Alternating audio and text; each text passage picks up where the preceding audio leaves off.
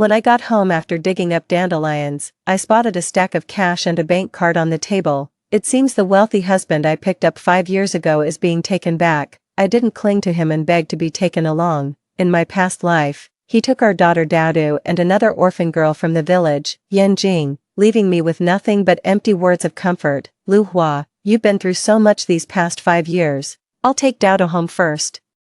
When my mother sees her granddaughter, her mood will lift. She might finally accept you then, but he never came back, not even by the time I died. This time, I don't want to waste another moment. While sharpening a knife in the side room, I overheard my husband Meng Qingluo talking with our daughter. Pack everything you need, and say a proper goodbye to your mother tonight. Through the crack in the door, I saw Dodo tugging at his hand with a bewildered look on her face. Why do we have to say goodbye? Isn't Mom coming to the city with us? Daddy, does this mean Auntie Yanjing will be my new mommy? Meng Qingluo's lips parted, but no words came out. 5 years ago, he drove drunk and crashed off a mountain road, losing his memory before I found him and brought him home. Having been raised in privilege since childhood, he couldn't even handle basic chores like cooking, washing vegetables, or doing dishes, let alone manual labor in the fields. 1. I quietly shouldered all the burdens, caring for him for an entire year as if he were a child. In the 2nd year, rumors began to spread through the village. They called me shameless for letting a strange man stay in my home. It was the village chief, who'd watched me grow up, who personally intervened and forced Meng Qingluo to marry me. In the end, we just had a simple ceremony, didn't even get a marriage certificate. The burst of laughter outside snapped me out of my memories. I stepped outside and saw a few of the village aunties. They'd heard that Meng Qingluo, the young master from a wealthy family, was being taken back home. They rushed over hoping to get a piece of the action. The Meng family cares about appearances, so of course they'd oblige. The aunties each pocketed a thick stack of cash, grinning from ear to ear as they showered the family with compliments. I always knew Lu Hua was special, born under a lucky star, not just blessed with good fortune, but also great judgment. Back then, when Lu Hua took Qingluo home without a second thought to nurse her back to health, and then cared for her so closely for so long, it couldn't have been easy. When we come to the city later, don't you dare pretend you don't know us. Meng Qingluo's face was utterly mortified. Even Daoda seemed at a loss. I was the only one who let out a soft chuckle. While gathering dandelions today, I spotted several wild ginseng plants growing near the cliffside. Aunt Li teased, "You're about to go live the good life in the city with Qingluo. Why bother with ginseng? If you get yourself bruised or scratched, how will you make a proper daughter-in-law for a wealthy family?" The Meng family's driver was anxious to take him back, but Meng Qingluo kept gazing toward the village entrance, saying he wanted to wait a little longer. Everyone thought he was waiting for me. Only I knew he was waiting for his beloved Yanjing, so when I heard Aunt Li's words, I couldn't help but smile wryly to myself. What's so great about being a rich man's daughter-in-law? I'd rather be one of those wild ginseng plants clinging to the cliffs. When I got back, Yanjing was sitting on the recliner in my courtyard, holding Daodu and singing nursery rhymes. Daodu needs to learn a bit of everything. Kids from wealthy families are all so accomplished, they can do anything. She'd teach a line, Daodu would sing it back.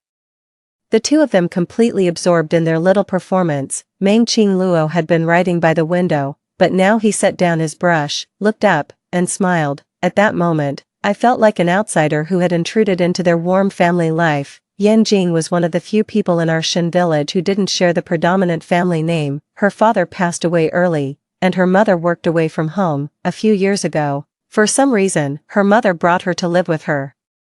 We all thought her mother had made enough money to give her a better life, but before long, she came back again. I'd seen how pitiful she looked as a child when she was bullied for not having a father, and I also witnessed her dejection when she returned to the village for the 2nd time, so at first, I felt a bit sorry for her. And one time during a heavy rain, Daoda got lost in the mountains and sprained her ankle. It was Yanjing who spotted her and carried her back on her back.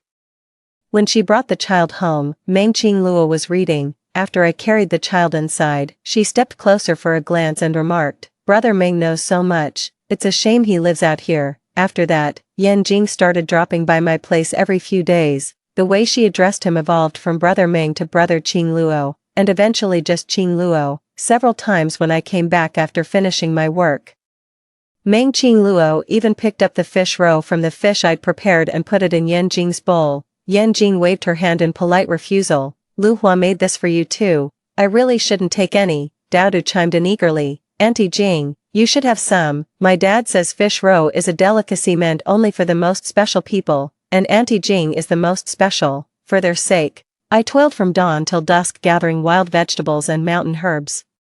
Sometimes even setting traps to hunt, just so they could eat a little better. As soon as the river ice broke in early spring, I jumped in to catch fish. Now they're using my things to curry favor with another woman. In my past life, I completely lost it and confronted them on the spot. Meng Qing Luo frowned with displeasure and shielded Yan Jing, saying, "My apologies, Lu Hua is from the countryside and doesn't know proper etiquette." His words made it sound like I had embarrassed him.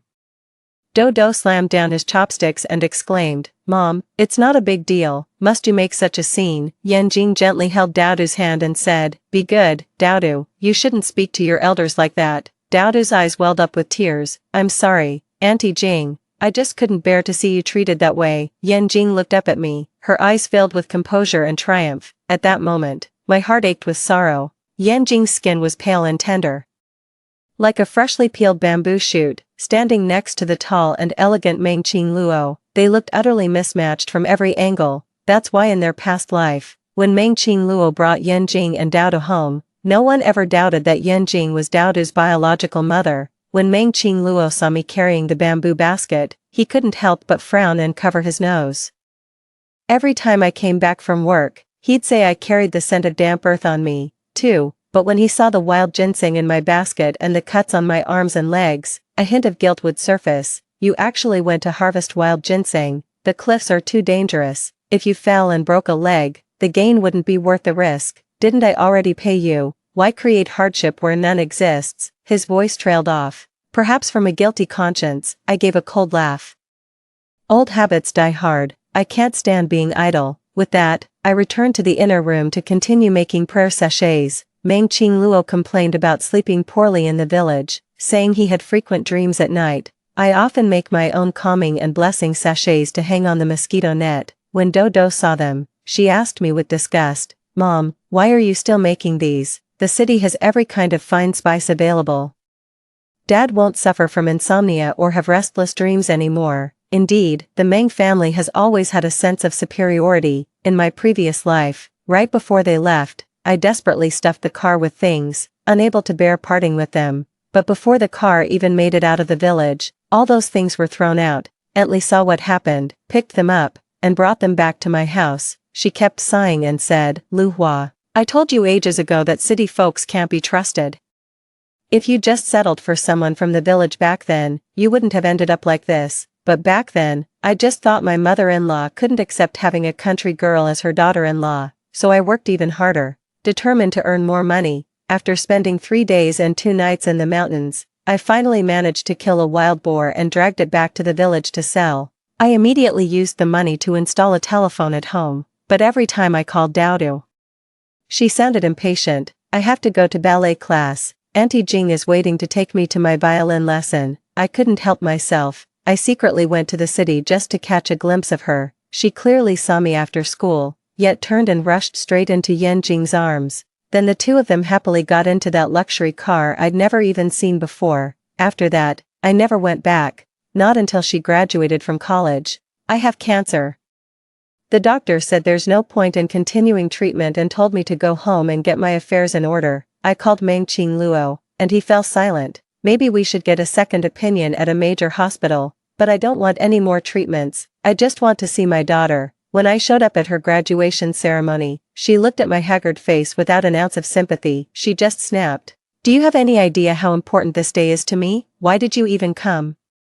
You're making me the laughing stock of this whole ceremony." Meng Qing Luo stood by watching, not uttering a single word. In that instant, I realized she was no longer my daughter. Raised in a wealthy family as a cherished young lady, she needed a refined and dignified mother, not a country woman like me. Amid the clamor of drums and gongs, I was driven out of the school gates. After taking just a few steps, I suddenly coughed up mouthfuls of blood and died right there on the street.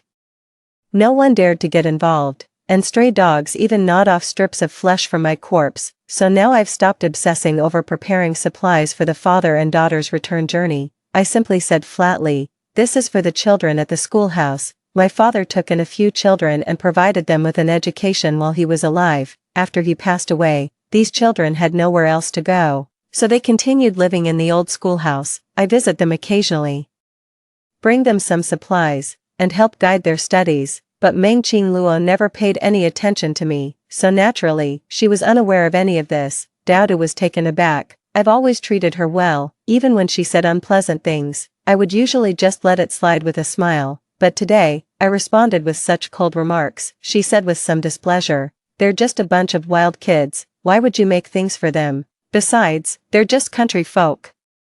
What would they need these scented sachets for? So pretentious." But compared to Dowda, I actually feel closer to those kids at the school. "You're my mother. Why are you so concerned about those wild children?" "Fine, I don't need your concern anyway. I'm going to see Aunt Jing. She said she'd teach me English." "Do you even know English, Mom?" I didn't even look up. "No, I don't." She was taken aback once again. In the past, I would have been driven to tears by her obvious preference for Yan Jing. After all, she's my own flesh and blood. I never gave up, even when her difficult birth left me with severe tearing. I've always seen my daughter as my reason for living, yet in the end, it was my own daughter who dealt me the cruelest blow. After Dowda stormed off with a pout, Meng Qingluo leaned against the doorframe, arms crossed, and stared at me. "Lu Hua, are you upset? If you're upset, take it out on me. Don't take it out on the child. I told you I'd come get you as soon as possible. What are you so angry about?" I was lost in thought. In my past life, after they left, I would go to the edge of the village every day to gaze into the distance. I truly believed he would come back for me as promised, but in the end, he never came, and now he has the nerve to ask why I'm upset. If you tell enough lies, do you start believing them yourself? A moment later, a car horn suddenly blared outside. Someone started wailing right outside the door. "My dear son, I've missed you terribly." Meng Qingluo and I exchanged a glance, then simultaneously rose and headed out. "My child, 5 years apart and you're living in this wretched place, foul and filthy. How much suffering have you endured?" Old Madame Meng's eyes reddened as she held Meng Qingluo, scrutinizing him from head to toe for a long moment. 3. It wasn't until she'd calmed down that she finally noticed me standing beside her. With just one glance, she stumbled backward and collapsed to the ground, covering her eyes as if she couldn't bear to look at me. "Get away from me, just go." Everyone was momentarily stunned. I always knew a family like the Mengs would probably look down on someone like me, but I never imagined our first meeting would play out like this. To placate the old lady, Meng Qingluo instinctively shot me a glare and waved me away, but before I could even step over the threshold, I collided headlong with Yan Jing, who was rushing in. For once, she didn't try to provoke me. Instead, she went straight to Mrs. Meng. "Are you alright, ma'am? Are you hurt anywhere? Let me help you up." "Oh dear, I heard you fall from the doorway and was so worried." Old Mrs. Meng was notoriously picky when it came to judging people, so when she took a dislike to me, everyone just felt awkward and didn't know how to react. But what really surprised everyone was that the old lady, who was known for being a neat freak, didn't push Yan Jing away. Instead, her eyes were sparkling. She grabbed Yan Jing's hand in sheer delight. Though it was their first meeting, the old lady acted like reuniting with a long-lost friend. "My dear, what brings you here?" Much later, I learned that Yan Jing bore a striking resemblance to the granddaughter of Mrs. Meng's childhood sweetheart. The girl was in poor health and died of a heart condition at the age of 11. That's why Meng Qingluo was determined to bring Yan Jing back to the Meng family in their previous life. So even though Yan Jing was also from the countryside, the Meng family readily agreed to their marriage. The moment I learned the truth, my heart ached with sorrow. Why is it that we're both women, yet my life has been so full of hardships? My mother caught a chill giving birth to me and passed away before I was even a month old. My father raised me until I was 15, but then a flash flood hit our village. He was swept away while trying to save others, and his body was never found. All that's left to me are a few orphans from the village school, this dilapidated house, and his several baskets of books. After carrying Meng Qingluo back home, the weight of life's burdens grew heavier. I not only gathered wild vegetables to sell for money, but also learned to scale cliffs for precious lingzhi mushrooms. I hunted in the mountains and fished in the rivers. There was nothing I couldn't do. Over time, my skin became dark and rough. Before my father passed away, I too was a gentle and lovely young girl. I possessed a deeper serenity than Yan Jing, but when I saw Yan Jing again later, I couldn't even compare to a single strand of her hair. She wore an expensive dress and soft leather high heels, moving with such grace that her footsteps made no sound. As she settled into her seat with elegant poise, an irresistible charm radiated from her every gesture. She knew I had gone to the school to find Daodu and came specifically looking for me. Sister Lu Hua, you and Qing Luo are fundamentally different people. You should be content with those 5 years you had. As for Daodu, she wants to be a wealthy socialite. How could she have a country bumpkin like you for a mother? Her words reminded me of how the Meng father and daughter have always treated me. Why did I go through all that trouble to save Meng Qing Luo in the first place? Was it just so they could keep looking down on me? After that meeting, I vanished from their lives completely, until the day I died a miserable death. Given a second chance at life, I won't waste another thought on them. That heartless husband and daughter of mine. As far as I'm concerned, they're already dead. On the day they left, Meng Qing Luo gave me a plain silver ring. Throughout our years of marriage, I'd mentioned more than once how much I wanted a wedding ring, but he always said those were only for city girls. You're just a country girl, who are you trying to impress? But now that he's offering it to me, I don't have the slightest desire to take it. There was a hint of condescension in Meng Qing Luo's smile. Are you still upset because I'm leaving? In the past, I would have already been screaming my lungs out. I've argued with him more than once over Yan Jing, yet he never once offered me any comfort. He'd just say I didn't understand. What we share transcends romantic love. Don't project your sordid assumptions onto our relationship. I sneered coldly. Oh really? So her crying in your arms, you kissing her forehead, that was all just some noble, platonic gesture. He stormed off in a huff. Later, I dug out the books my father had left behind and started reading them, but when I recited the line, who decreed these lotus-lit nights year after year, leaving us to pine apart, yet knowing the other's heart, Meng Qing Luo just stared blankly for a moment, then gave a contemptuous smirk. Pomegranate blossom, go pick some wild greens. At the time, I thought he was being protective of me. Only later did I realize he actually looked down on me. He didn't think I was capable of understanding Song Dynasty poetry. Honestly, those sentences were perfectly clear to me. A ring wouldn't have been expensive for him, yet in his past life, he could never bring himself to spend the money. That's why in this lifetime, I couldn't care less about it. A wedding ring symbolizes fidelity. He was unfaithful in marriage and emotionally inconsistent. I have no interest in his wedding ring. Meng Qing Luo seemed surprised when I didn't reach out my hand. Just then, the Meng family began to urge them on. Meng Qing Luo let out a helpless sigh. Give it to me. What? I frowned in confusion. Scented sachets. I know you prepared many other things, but I can only take 2 scented sachets back with me. So all along he thought I was just saving face by claiming those were made for the children. I retorted sarcastically. The car is too small, and I prepared too many things. It would be inconvenient for you to carry them all, so I've given them away.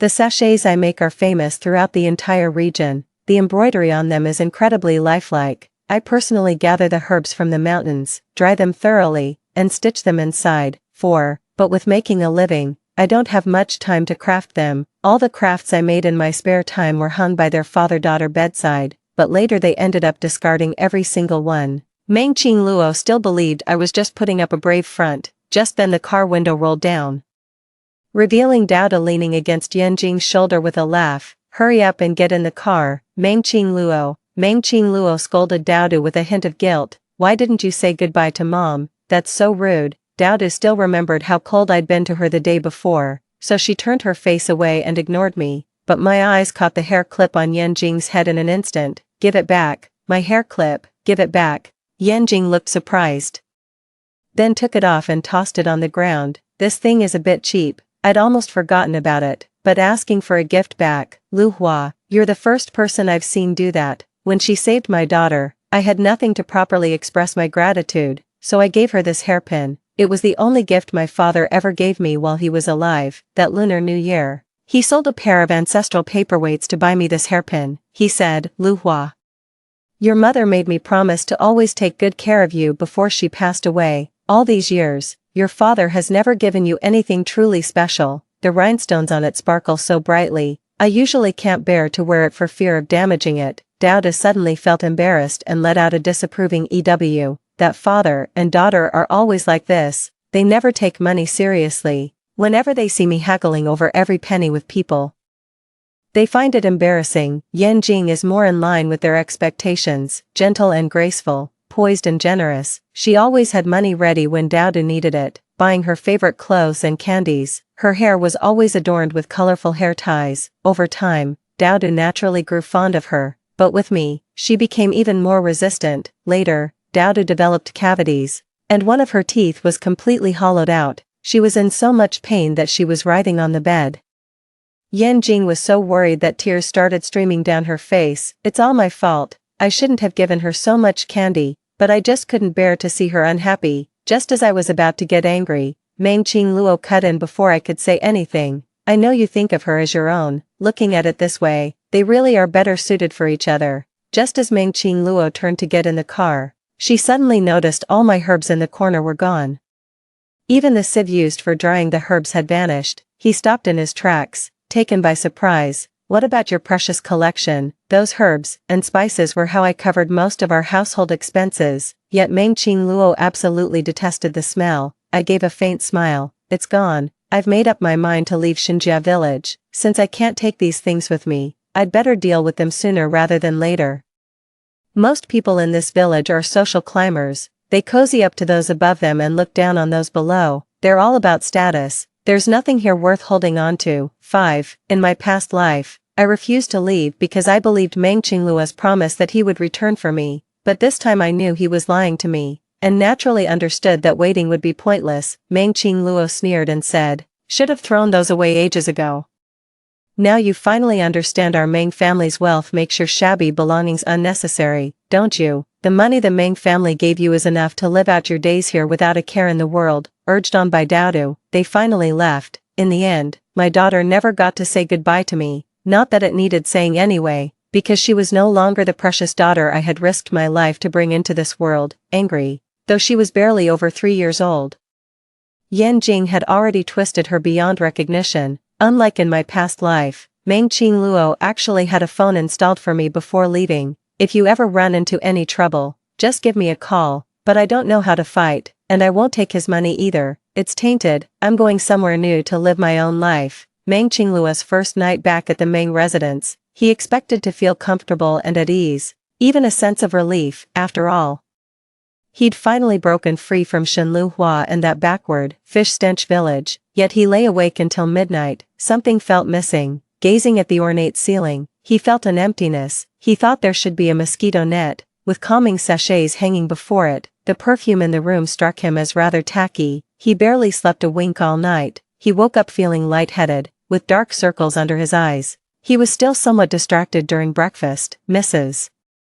Meng frowned at the smacking sounds Dowdu made while eating. "Dowdu, keep it down." Dowdu pouted in response. Her mother always served breakfast only after making sure the temperature was just right. Seeing the old lady was displeased, Yanjing decided to help. The old lady put down her chopsticks and said sternly, "Aren't you too old to not know how to eat properly? What exactly did your mother teach you?" Yanjing quickly withdrew and sat back in her seat.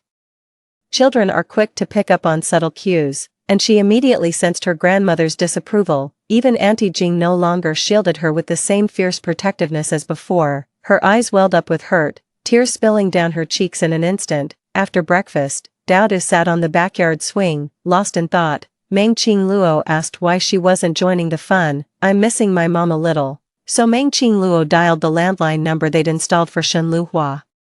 But the phone just kept ringing. Meng Qingluo felt a pang of anxiety but forced herself to appear composed. "Your mother might be busy. Let's try calling again later." But after that day, the father and daughter became swamped with work. Old Mrs. Meng was dissatisfied with Dowdu, believing she needed more training. From dawn till dusk, her schedule was packed with dance, music, piano, calligraphy. Dowdu was so exhausted she burst into tears, but old Mrs. Meng grew even angrier. Girls from the Meng family aren't raised to be this fragile. Dodo held back her tears again. When it was time to sleep at night, she tucked herself in and quietly sobbed. After Meng Qingluo found out, she kept saying she missed her mom. "Mom used to sing me to sleep, but Daddy can't sing. How about we ask Auntie Jing to sing for you?" Dowda thought about Auntie Jing's recent behavior and suddenly shook her head with disinterest. She murmured, "Mommy is still the best."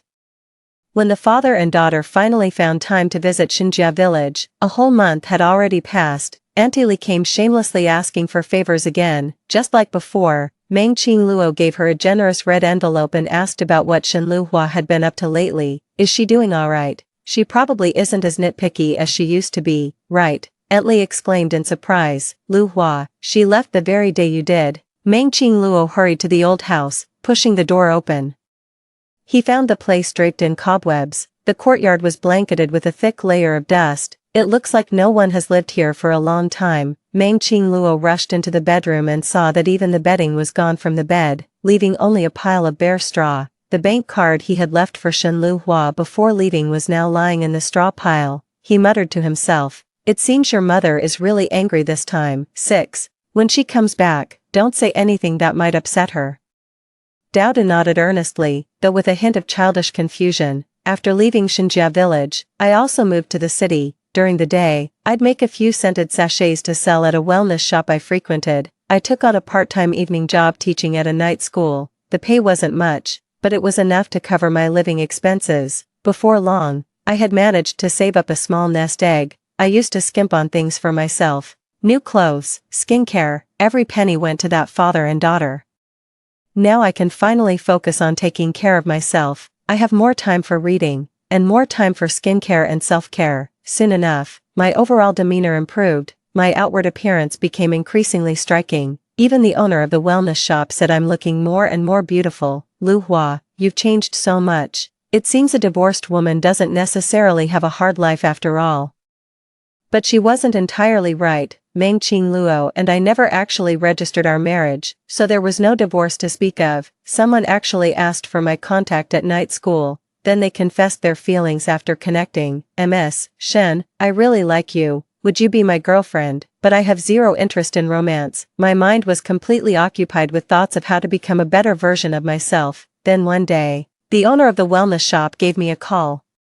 She told me someone wanted to buy my scented sachets. He mentioned his family members have been struggling with sleep, and wanted to purchase more. He asked me to check how many you have in stock. The proprietress brought him to meet me. Staring at the person before me, I felt a momentary daze. His features and mannerisms bore a striking resemblance to Meng Qingluo. I'm Meng Yi. I turned him down flat. But Meng Yi was a master of persistence, showing up daily at the wellness center to pester me.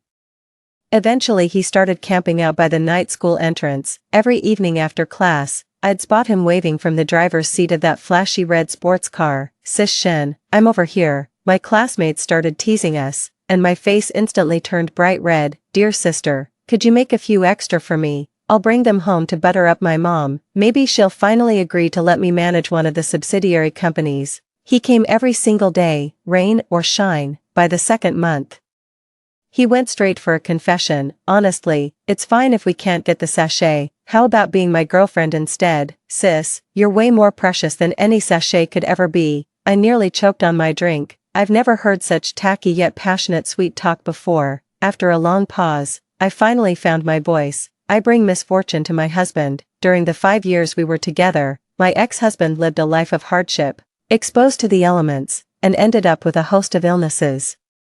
But right after we divorced, his health immediately turned around. Meng Yi, however, just chuckled. That's his problem, not yours. Even after saying something like that, he still refused to give up. If anything, it only made him more determined. I couldn't help but feel a little exasperated. I was about to turn away when his phone suddenly rang. Bro, what's up? Stop rushing me. I've been busy chasing after a girl lately. Who is she? A really beautiful young lady with a lovely name. Shen Luhua. The line went silent. Meng Yi even thought there was something wrong with the phone line. Where are you? In the silence, I heard Meng Qingluo's voice. In less than 2 hours, I saw the Meng father and daughter. Dowda rushed over and hugged me. Mom, I missed you so much. She used to only say, Mom, aren't you embarrassed? 7. Meng Qingluo said through gritted teeth. Shen Luhua, you're something else. Pretending not to care about money on the surface, but secretly seducing my brother. I had already guessed it, but the moment it was confirmed, I still glanced at Meng Yi. I have absolutely no interest in anyone from the Meng family. Meng Qingluo froze, then murmured softly, after all this time, are you still angry? Mom, please don't be mad, I've missed you so much. Dodo held me tightly, as if afraid I might run away, but I ended up pushing her away without thinking. Mom, Dodo cried out anxiously. Meng Qingluo furrowed her brow as well. Shen Luhua, she's your own flesh and blood, how could you break her heart like this? Yes, my own daughter. In my past life, for the sake of so-called wealth and pride, she callously abandoned her own birth mother. Now that I've started a new life, what reason does she have to grieve? Meng Yi finally caught on. So she's the sister-in-law you've been searching for all this time. That can't be right.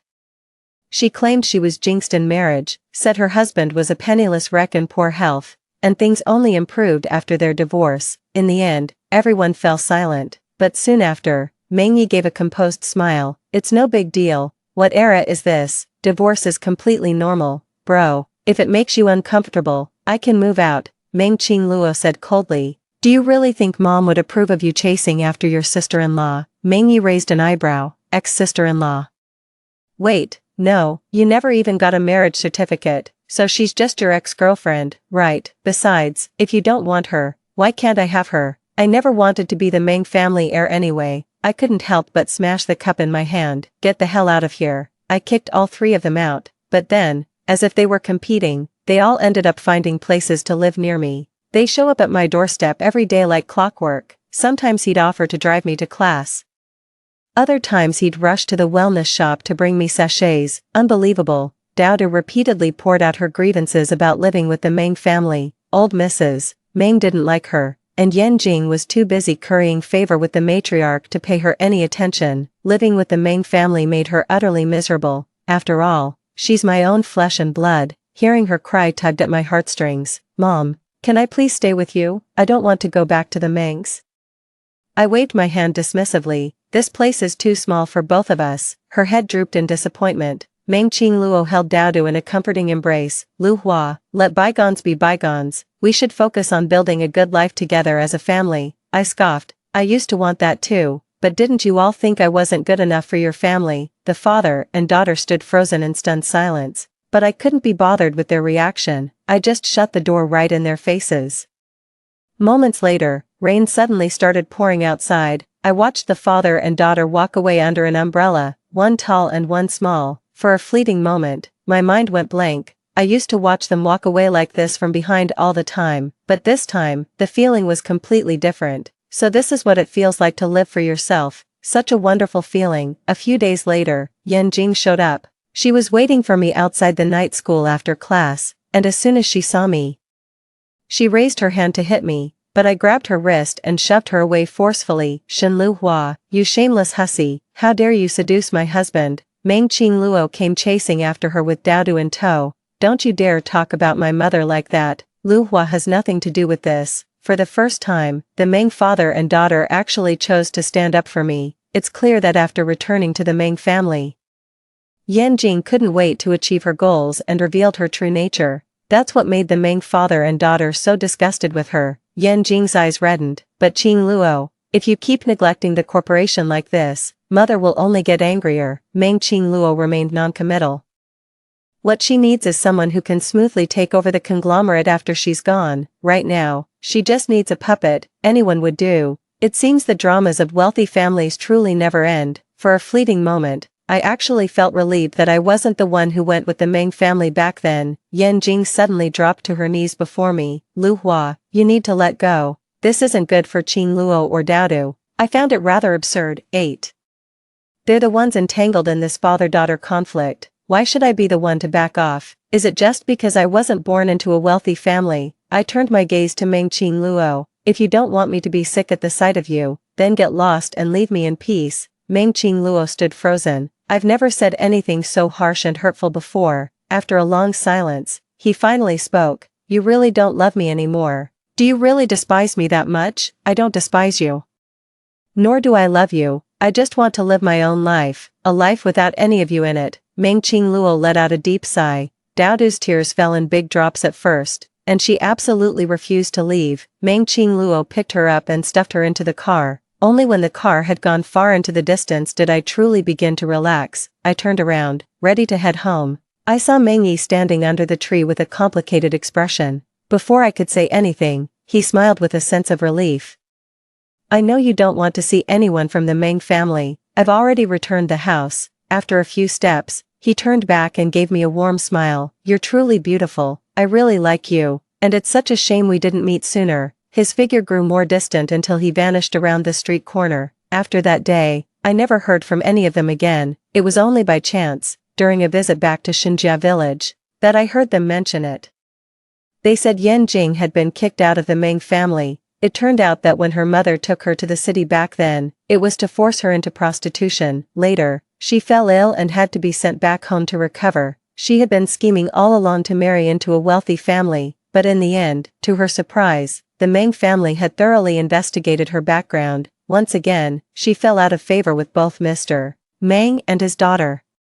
All those years of meticulous planning came to nothing, like drawing water with a bamboo basket, but I never saw her again. I'm not interested in how things turned out for them, either. I just want to live the rest of my life for myself, living better and more vibrantly with each passing day. The end. Story 2. In the kidnapper's cruel game of choice, my parents chose my sister, and I was mercilessly abandoned. When I opened my eyes again, I found myself reborn in the body of a strange girl. She lived in poverty with her paralyzed grandmother and disabled mother, yet there was a warmth in this life that I had long yearned for. One day, I encountered a deranged woman who asked me if I had seen her daughter. Looking at that familiar face, now stripped of its former dignity and filled only with deep lines of hardship, I calmly shook my head. I haven't seen her. Her daughter had died at the hands of kidnappers 5 years earlier. It was her own choice. 1. In the decrepit warehouse.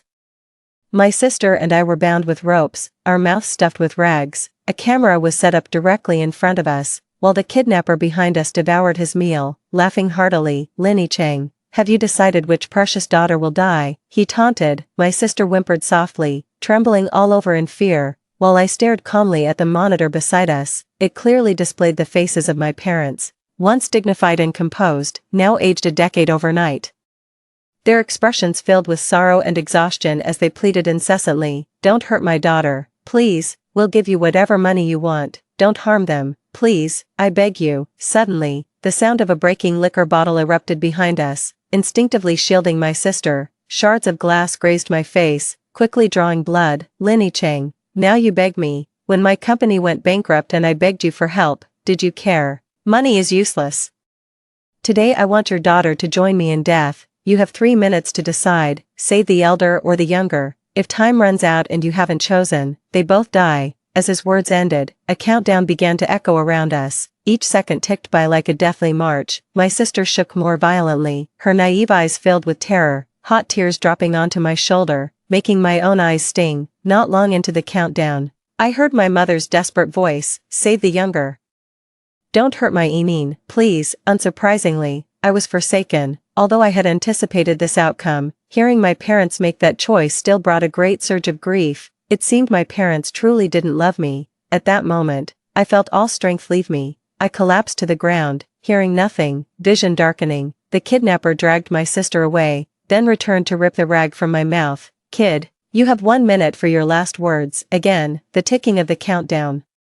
My life was reduced to this final minute. My body began to shake uncontrollably, my lips moved but no sound came out. The kidnapper urged from behind, his voice seemingly distant though he was right by me. 20 seconds left. As my hearing slowly returned, a flood of cries burst in, as if to pierce my eardrums. I stared at the monitor, trying to speak, but no sound came out, only silent tears flowed. The next second, a cold dagger slit my throat, and I saw my own blood spurt out. I lay on the ground, watching as my life slowly faded away, like a flickering candle, wavering and finally extinguished. 2. It felt like I had fallen into a long dream, with past memories flashing before my eyes like a rapid slideshow. My name is Lin Jia, and until I was 10 years old, I always thought I had 2 mothers, one in reality, and the other in my phone. It was only later that I learned the one in reality was my aunt, and the one in my phone was my actual mother. When I was 3, my family's business encountered problems, and my parents were burdened with huge debts. They were constantly on the move trying to manage the situation, leaving no time to take care of a child. To spare me the hardship of their constant travels, I was sent to live with my aunt. My aunt was a young woman, unmarried and childless. She would brew a pot of coffee every day, sit by the window, and draw for hours on end. I was a light sleeper and often woke from nightmares. My aunt would hold me in her arms, soothing me back to sleep with stories. Her presence was always comforting, her scent pleasant and her voice melodious. I felt secure sleeping next to her. My aunt was different from my mother. She loved to laugh, wore makeup, and dressed me up. She enjoyed buying me beautiful little dresses and braiding my hair before taking me out for cake. She used to say that girls should always look pretty from a young age. Once, I developed a high fever in the middle of the night, aching all over, and I cried out for my mother. In my half-asleep state, I found myself in a tender, fragrant embrace, with someone gently patting my back until I fell asleep. When I opened my eyes, my aunt was lying beside me, dark circles under her eyes. After waking up, I hugged her and called her mom. She was silent for a while before telling me to call her aunt. And that the person who called me every week was my real mother. I didn't understand. I had seen other kids with their mothers, who were just like my aunt, putting their kids to bed, taking them out to play, and dressing them up nicely. The mother who called me every week never visited, didn't take me out to play, didn't soothe me to sleep, and sometimes even forgot to call. I asked my aunt if she could be my mom and the one on the phone could be my aunt. This time, she was silent even longer. Then she stroked my head and said that the one on the phone would always be my mom and that she loved me very much but was just very busy. I couldn't grasp these complex reasons. I just thought my aunt didn't want to be my mom, which made me start crying uncontrollably. She had no choice but to tell me that I could call her mom when no one else was around. I was delighted that my aunt was willing to be my mom. She would be like the other kids' moms in kindergarten, always waiting for me at the door with a smile, rain or shine, busy or not, and then we would go home together. Other kids often complimented how pretty my mom was, and I was very proud. I lived with my aunt until I was 7 years old. One day, she suddenly told me that my mother had given birth to a sister for me and that I would soon be taken back. She spoke with her back to me while washing vegetables, her tone cheerful as if she were happy for me. She told me that my parents' business was doing better, the household was more stable now, and they could provide better living conditions for me. It took me a while to realize who she was referring to as mom, as it had been over half a year since my mother last called. That was the first time I realized that I wouldn't live here forever, that I was meant to leave. That evening, I ate very little and timidly asked her, "Can I stay if I eat less? Can you not send me back?" I didn't need better living conditions, just being with my aunt was enough for me. I'm not greedy. Aunt was stunned for a long time, said nothing, just hugged me with tears in her eyes. During those days, I was constantly worried about being sent away. I couldn't eat or sleep well. Later, I overheard Aunt talking on the phone. The person on the other end said my little sister was very young and might not have the energy to take care of me, hoping Aunt could keep me for a few more years. Relieved that I wouldn't be sent away, I was happy again. Aunt didn't say anything, but I knew she was happy too. She even made 2 extra dishes for dinner, but I had forgotten, I was ultimately not Aunt's child, and one day I would have to return to my parents. Life at Aunt's was calm and comfortable, and the days slipped away like the water used to wash vegetables. So the day of return came quickly. On my 10th birthday, I came home from school as usual and called out, "Mom, I'm home." But 2 voices responded to me. That was when I realized, the mom from the phone calls had also arrived. The atmosphere became awkward, and my mother looked displeased. Finally, Aunt broke the silence. I thought the child was calling me Aunt instead. After dinner that day, my mom was ready to take me away, but I refused to leave and clung to Aunt, asking if she didn't want me anymore. Aunt's eyes were red, her expression a mix of reluctance, sadness, and anxiety. She forced a smile, visibly strained, and pushed me towards my mother. "Don't mind it, sister-in-law. Jia just isn't used to it yet. Kids, you know, spend a few more days with her, and she'll grow close. Jia really misses you. She loves the gifts you send and often dreams about you. It's getting late, you should head back. Be careful on the road." She ignored the pleading in my eyes and still insisted on handing me over to my mom. When we left, I didn't bring anything with me. Mom said everything was ready at home. She took me to the car and stood at the door until she disappeared from the rearview mirror. Even though no one said it, I knew it would be a long time before I saw Aunt again. I silently cried, and Mom held me in her arms. Along the way, she tried to lighten the mood, talking about the princess-themed room prepared for me at home, the pretty dresses, and the delicious foods. I kept my head down and remained silent. Eventually, she stopped talking and just sighed. I didn't dislike her. I knew she was busy but still made time to call and sent me gifts occasionally. Aunt had told me many times that my parents didn't lack love for me. They kept me away because they didn't want me to endure hardship with them. Now that conditions were better, they wanted to take me back. I remembered all of this, but I wished more that aunt could be my mom. She was the one who had raised me. Why, after all these years, did they suddenly decide to take me back? I couldn't find an answer. After a long car ride, Mom brought me to a beautiful house with a small garden and a swing set, brightly lit everywhere, much bigger and brighter than Aunt's place. She said this would be my home from now on. I felt unfamiliar and restrained, silently following her around. It wasn't until a little girl ran out of the house and threw herself into her arms, calling out Mommy in a sweet, childlike voice. I watched as my mother's usually sharp gaze softened. She squatted down in front of the little girl, patiently asking her what she had eaten today, listening to her jumbled, nonsensical chatter. It reminded me of the times when I was in kindergarten, and my aunt would hold my hand as we walked home from school. I would skip and babble happily, and she always listened with a smile, patiently responding to me. Watching my mom embrace my sister, I realized I wasn't jealous or envious. But there was still a pang of soreness in my heart. Perhaps it's because they looked like a true mother-daughter pair, while I felt like an outsider, and now, this outsider had to start living with them, sharing a mom. My nose was tingling with the urge to cry, but I dared not. I could only clutch at my clothes tightly. I'm not sure how long I stood there, until my sister pointed at me and asked who I was, making my mother finally realize I was still behind her. She brought my sister over to me, saying, "Enine, call her sister." Enine, who is plump and adorable, isn't shy at all. After looking at me for a moment, she took my hand and led me inside, saying, "Sister, I'll take you to eat something delicious." She was still unsteady on her feet, and Mom followed closely behind, her eyes full of tenderness. Suddenly, I wondered if she had ever looked at me with the same gaze. I couldn't find an answer. In my limited memories, such tender looks were only ever seen in my aunt's eyes. On my first night back home, I went to bed early, wrapped in the soft comforter. I finally felt a bit of peace. Later, Mom came in, worried I might not sleep well in a new bed, and offered to stay with me. But just as she sat down, my sister began crying at the door, wanting a bedtime story. Mom looked torn and guilty. I quickly told her to go to my sister, and she visibly relaxed, praising me for being understanding. I watched her leave with a light step and silently lowered my eyes. "Mom, it's not that I'm understanding, it's just that I'm past the age of needing someone to sleep beside me. I used to cry for bedtime stories too, but back then, you weren't there, and now, I no longer need it." After Mom left, I picked up my phone to call my aunt, but it was busy.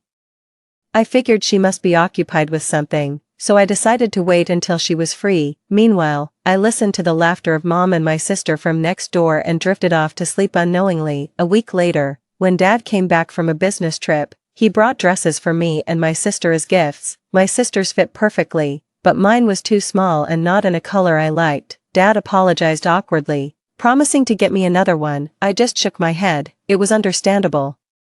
My sister had grown up under his watchful eye. He knew every stage of her growth and her preferences. As for me, glimpsed only occasionally on video calls, what could he really know? To celebrate our family being together, Dad booked an entire restaurant, decorated like a fairy tale world. It was my first time seeing such a setup, but my sister seemed used to it. Before the meal, Mom carefully reminded my sister about dietary restrictions but ordered shrimp for me. She didn't know I was allergic to seafood, even though on the day she picked me up, my aunt had reminded her repeatedly and even sent a memo. She had forgotten. I wasn't very upset. I knew she was busy every day, and it was hard to remember every little detail. I suddenly found myself missing my aunt deeply. She never forgot my preferences. Whenever we dined out, she was always careful to remind me about the foods I needed to avoid. She was patient, meticulous, and gentle with me, just like how a mother would be with her daughter. After I was taken back home, I never saw my aunt again. My father said she had gone on a trip and didn't know when she would return. He also told me not to bother her too often and that I should go to him or my mother if I needed anything. I silently agreed, but I couldn't help calling my aunt repeatedly. At first, I got a busy signal, and later, the number was disconnected. I knew my parents probably didn't want her to see me. They were worried that if I became too close to my aunt, I wouldn't want to be close to them. The day I called my aunt, Mom seemed to have left a thorn in my parents' hearts, but they forgot that it was they who said they didn't have the energy to take care of me and sent me to live with my aunt. They were busy with work and hardly visited me, and later, even their phone calls felt perfunctory. Children are easy to appease but also keenly aware of who is truly there for them. Mom and Dad, you were the ones who pushed me away first. I know my parents have been trying to mend our relationship, treating me well and providing me with good material conditions. I transferred to a better private school, had a driver take me to and from school, received new clothes every season delivered to our home, and the nanny prepared very nutritious meals for me, but we never really bonded, unlike my sister, who would snuggle fearlessly into our parents' arms and pester my mother to braid her hair or playfully tug at my father's beard. I always sat quietly on the side of the sofa. My sister's lively and mischievous nature always brought laughter to my parents. When upset, she would throw tantrums, scattering her dolls all over her room, waiting for someone to come and console her. Her emotions were always clear and vivid. I, on the other hand, was always quiet, not having much to say, most of the time. My parents only asked about my studies, whether I had enough pocket money, or if I lacked anything, all delivered in a tone that seemed more suitable for a guest than a daughter. Honestly, I didn't mind much. Relationships build over time, and I hardly spent any time with my parents to build one, but it still saddened me deep down. Perhaps it's a natural longing for familial bonds. Thankfully, my sister's cheerful personality made us close. She always chatted around me, calling me big sister, and liked following me when the driver picked me up from school. Sometimes, I would secretly take her to eat at street stalls. At each stall, she loudly advised, "No seafood, please, my sister is allergic," not realizing that such cheap fare wouldn't contain seafood. She just remembered my allergy. Because of my sister, our family seemed harmonious. She was like a button that stitched me and my parents together, her quirky charm covering the rough stitches. So, when she was abducted at the age of 14, my relationship with my parents hit rock bottom. That year, on New Year's Eve, my parents promised to take us to the riverbank to set off fireworks. My sister had been looking forward to it all day,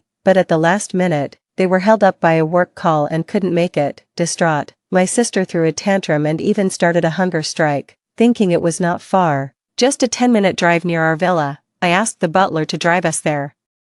I was young then, and my thoughts were simple. I never imagined the danger of kidnappers. Just as the butler stepped aside to take a phone call, my sister and I were knocked unconscious and taken away by traffickers. When I opened my eyes again, we were locked in the back of a truck, along with many other children besides my sister and me. My younger sister, inexperienced and naive about the harshness of society, clung to me, trembling with fear. I was scared too, but I couldn't afford to show it. I checked myself. Valuable items like my phone had already been taken. While comforting my sister, I was figuring out how we could escape. The truck was parked under a secluded bridge, still within the city limits, making it the easiest place to escape from before it drove off, which would make escaping much harder. Escaping with two people would be too noticeable, and my sister was too young to make it on her own. I couldn't possibly leave her behind. The best plan was to find someone who could escape and quickly call for help. Looking around, I noticed a boy about my age among the group of children. Despite his bruised face, he seemed sharp. I moved next to him and asked if he dared to run, then shared my plan with him. I took off my jacket and banged loudly on the door, claiming I had a stomachache. When the person watching us opened the door, I threw my jacket over his head and created a loud commotion. Seeing this, the children in the truck jumped out and ran, but the chaos didn't last long. I was quickly subdued, and the traffickers' accomplices soon arrived. The fleeing children were caught one by one. The traffickers counted the heads and noticed one was missing. Not surprisingly, I was severely beaten. My sister rushed to protect me, but I held her close to shield her. My sister is so lovely, it wouldn't be right if she got hurt. I don't know how long the beating lasted, but I felt pain everywhere. My sister curled up in my arms, crying, and I held her tightly, reassuring her in a hoarse voice not to be afraid. Help had been called. We would be rescued soon. Only I knew that the boy hadn't actually escaped. Although it was dark, the area was too open and devoid of cover, making it easy for him to be caught if he ran. My real plan was to create a diversion so that the traffickers would chase after the escapees, allowing him to steal a phone and call for help. That boy was actually hiding under the truck. The traffickers searched but couldn't find him and assumed he had really escaped. They beat me again, then decided to depart without waiting for their accomplices. Straining to listen, I gradually lost consciousness. When I woke up, I was in the hospital, unable to speak, covered in tubes. But I could hear my mother's heart-wrenching cries. Later, I learned that I had been left for dead by the traffickers when I passed out from the beating, thinking I was dead, while my sister was still in the truck. After the truck left, the boy carried me out and encountered the police, who rushed us to the hospital. I stayed a long time in the ICU and then in a regular ward, during which my parents only visited twice. They were visibly thinner from the efforts to find my sister. Even after I recovered, my sister was still missing. Although we had given the police the license plate number when we called for help, the traffickers were cunning, switching vehicles several times, making it difficult to track them. Where my sister ended up, no one knows. After my sister was abducted, my parents seemed to lose their spirit, becoming much more despondent. The hair by his temples had turned white. Dad numbed himself with work, often traveling for months on end, while Mom started to drink frequently, but I knew that beneath the calm surface, there were always turbulent waves churning. One day, Mom got drunk, her senses dulled by alcohol, tearing open the facade to reveal terrifying fangs. That day, she smashed many things, crying and blaming me, saying it was all my fault for insisting on taking my sister to set off fireworks, which led to her being kidnapped. She cried heartbreakingly, questioning why it wasn't me who was kidnapped. She asked if I was jealous of my sister, if I had intentionally let her be kidnapped. Otherwise, why was I able to escape? I didn't know how to answer her. I could only silently endure. The next day, when she sobered up, she cried and apologized to me, saying it was all drunken nonsense and asked me not to take it to heart. But how could I forget? When she questioned me, the resentment and hatred in her eyes were so real. Mom, how do I tell you that I wish I was the one who had been kidnapped? In this family, there's always an invisible barrier between me and you. Only my sister was completely open with me. She always saved a portion of everything tasty or fun for me. She always remembered my seafood allergy. Unlike you who often forget, you were always busy. And on nights when she had nightmares or couldn't sleep, she liked to crawl into my bed. She liked to hug me, saying I was the best sister in the world. But I failed to protect her. How I wish I had been the one kidnapped instead. Maybe then you wouldn't be suffering as you are now. The search for my sister never stopped, but there was never any news, just occasional, unsubstantiated leads that would send Mom and Dad flying out only to return empty-handed. I often saw Mom and Dad crying in my sister's room, tenderly stroking her photo, but I didn't know how to make them smile. I lacked my sister's liveliness and quirky charm. I couldn't make anyone happy, not even myself. All I could do was study hard.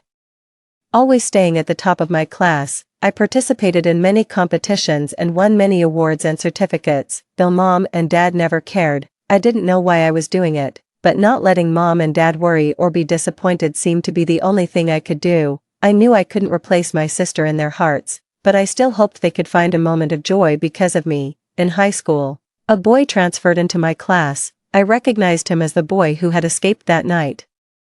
His name was He Jixing. Without the bruises, He Jixing had a very handsome face, making him very popular at school, but he kept to himself, only following me around, and I knew he recognized me too. Soon, he moved into the villa area near my house and became my neighbor, and we became friends. On the eve of my 15th birthday, Mom and Dad received a new lead and flew to Haicheng, leaving me alone at home. Unexpectedly, He Jixing was also alone. He invited me to his house to celebrate the New Year's Eve, cooked a whole table of dishes, and even opened a bottle of wine. That night, He Jixing spoke about his family for the first time. His father had an affair, his mother passed away, and the mistress not only moved in but also arranged for him to be kidnapped. If I hadn't helped him escape that night, his family wouldn't have looked for him like mine did for my sister. That's when I realized that in this life, everyone tastes a different kind of bitterness. He Jixing spoke of these things without a furrow in his brow. Not knowing how many restless days and nights he had endured, he was only able to remain so composed. If my sister were here, she would have many ways to lighten the mood, but I've always been clumsy with words and couldn't offer much comfort. All I could do was to clink my glass with his. That New Year's Eve, He Jixing and I sat side by side on the couch, watching the uninteresting Spring Festival Gala. When the clock struck midnight, He Jixing asked me if I had any New Year's wishes. I whispered, I hope my sister is found soon. He didn't say anything for a long time and then softly sighed. She will be, Lin Jia. Don't blame yourself for your sister's disappearance. You've done everything you could. I didn't respond, just felt a sourness in my eyes. It was the first time someone told me I had done my best. When I was 3. My parents sent me to my aunt's place. I restrained myself to only calling for my mother in my dreams or when I was sick. That was me trying my best. At 10, my parents took me back and stopped me from seeing my aunt. I tried hard to adapt to the new environment and new family. making sure not to cause any trouble. That was me trying my best. At 14, not wanting to let my sister down, I took her to set off fireworks. When we were abducted, I did everything I could to escape. I shielded her with my body when we were beaten. That was me trying my best. After my sister went missing, while enduring the silent resentment and disappointment of our parents, I worked hard at my studies to not trouble anyone. That was me trying my best. I tried my best in everything, yet it seemed there was never a happy ending. After 3 years of searching, the human trafficking gang was completely dismantled, and my sister was finally found. She was emaciated, barely skin and bones, and had forgotten everything, including us. She had also become somewhat mentally impaired and had lost hearing in one ear. My parents took her for a full medical examination. The doctor said her mental impairment was due to trauma and that she could recover with good care. Her hearing loss was irreversible.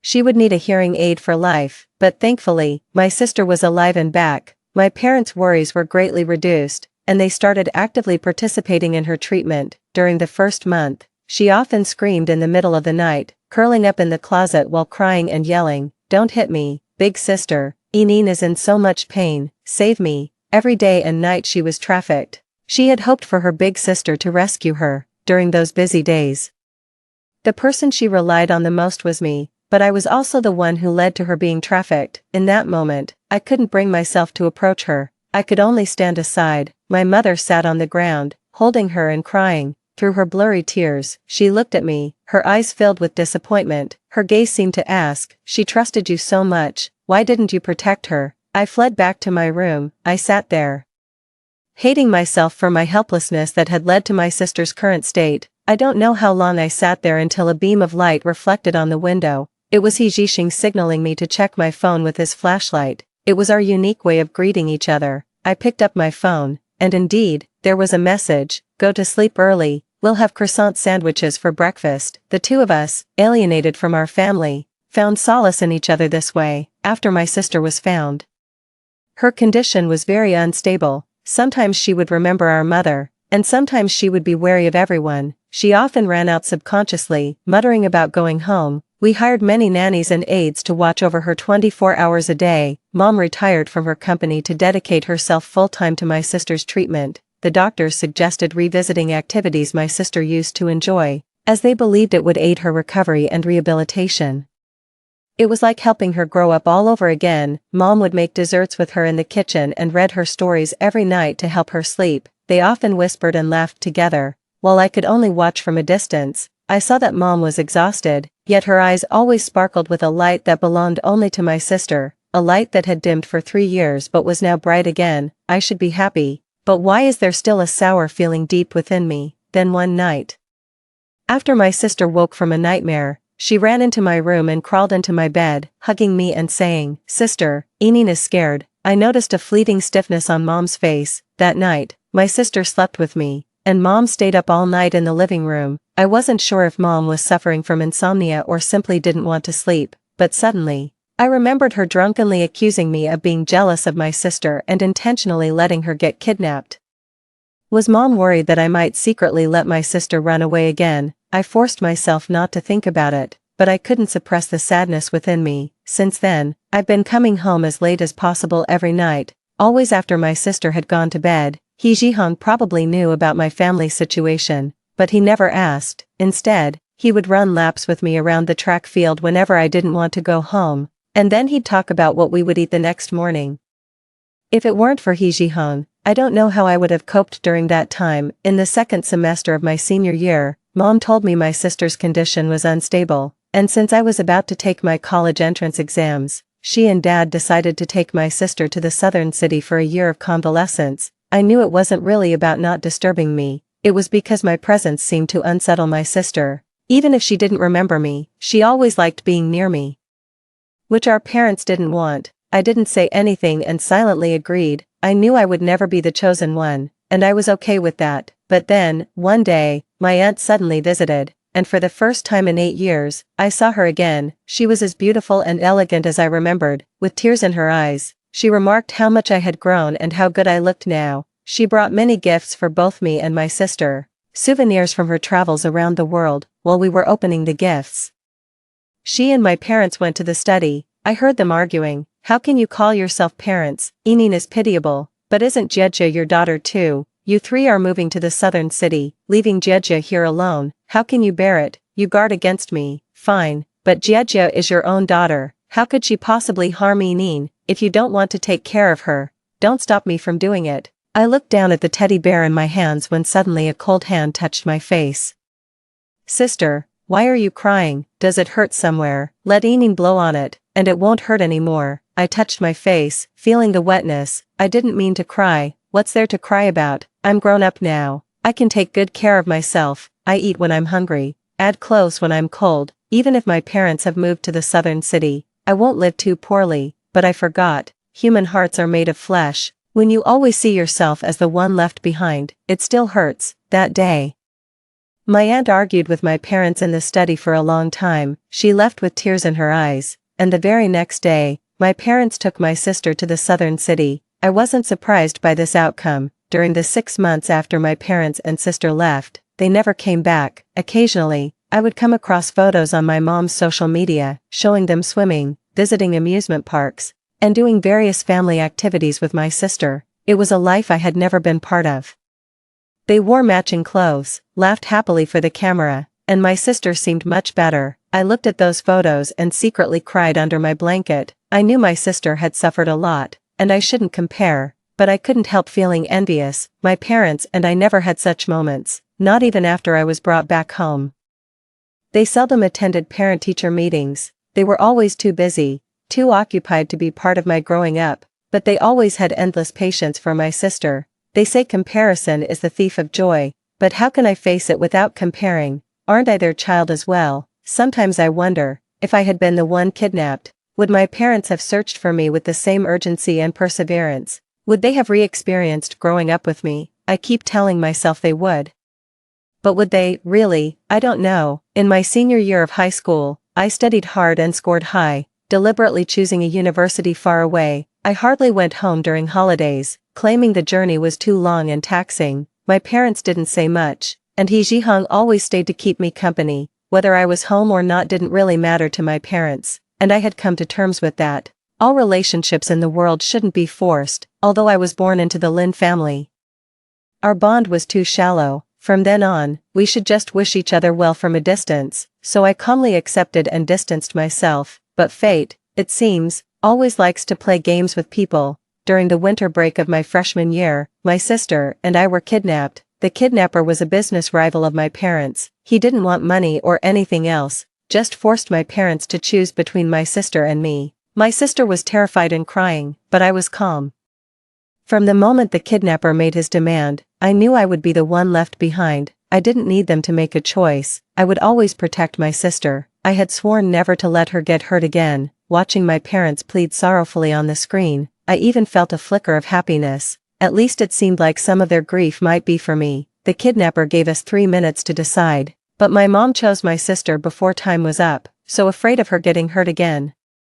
I thought I could stay calm until the end, but when the choice was spoken by my parents, I couldn't control my sadness. It was a deep, marrow-deep sorrow. To accept that I'm not important was truly difficult. To my parents, I was the one who could be easily forsaken. If that was the case, why did they bother to have me at all? Why did they insist on taking me away from my aunt? Mom, am I not your child? Even if you can't give me as much love as you give my sister, couldn't you hesitate for even a second to choose me? I never got to ask these questions. As my life came to an end, in the moment my throat was cut, I heard my mother's agonized scream, the sound piercing through the air. Tears filled my eyes, a mix of despair and relief overwhelming me. Mom, don't be sad. I protected my sister this time. Will that make you happy? Will you feel a moment of sadness for me? I truly don't blame you, but being your daughter has been so exhausting.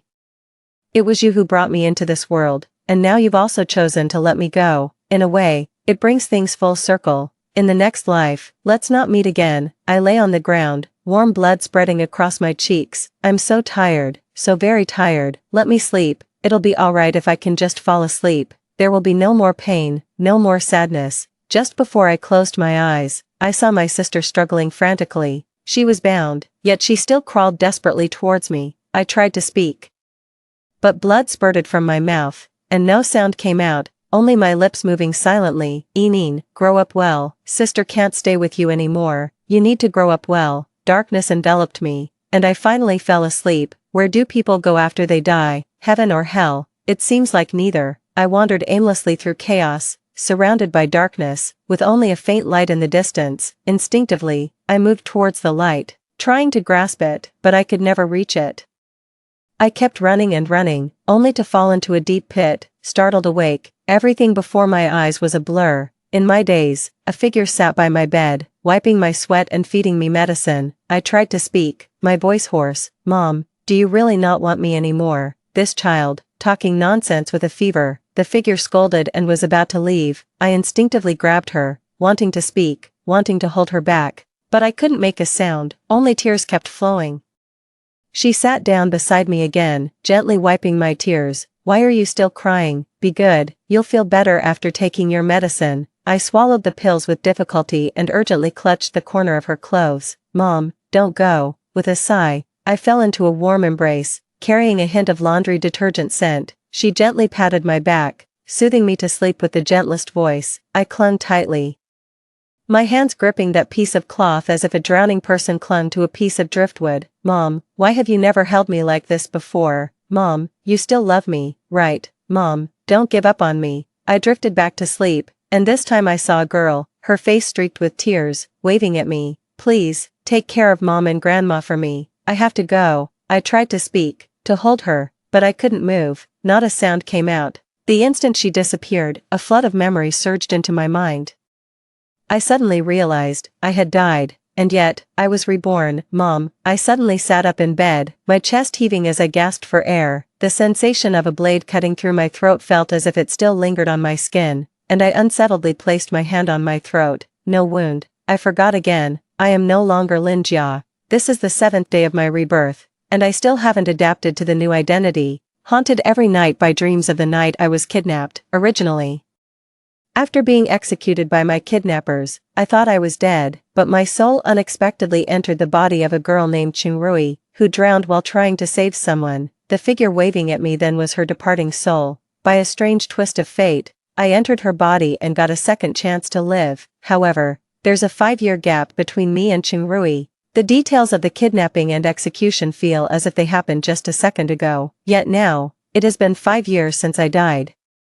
I sat still for a while, calmed my emotions, then got out of bed to wash up. Due to the drowning, I had a high fever for several days. I took a week off from school, and today I need to go back. After getting ready, I grabbed my backpack and prepared to leave. Grandma, I'm going to school. Rui, wait a moment. Grandma called me into the room, which was separated from the living room only by a curtain. The only room in the house with a door was mine. Behind the curtain, my mother and grandmother were sleeping. There were 3 of us in the family, my mother, handicapped and limping, my grandmother, who was bedridden most of the time, and myself, a senior in high school. The sole income of our household came from a small dumpling stall, which barely provided enough for us. Lifting the curtain, I saw my grandmother sitting by the bed with a small table in front of her, rolling out dough for dumplings, while my mother had already gone to the market to buy vegetables. As I approached, my grandmother wiped her hands and stuffed 2 eggs and 20 yuan into my hand, then straightened my school uniform.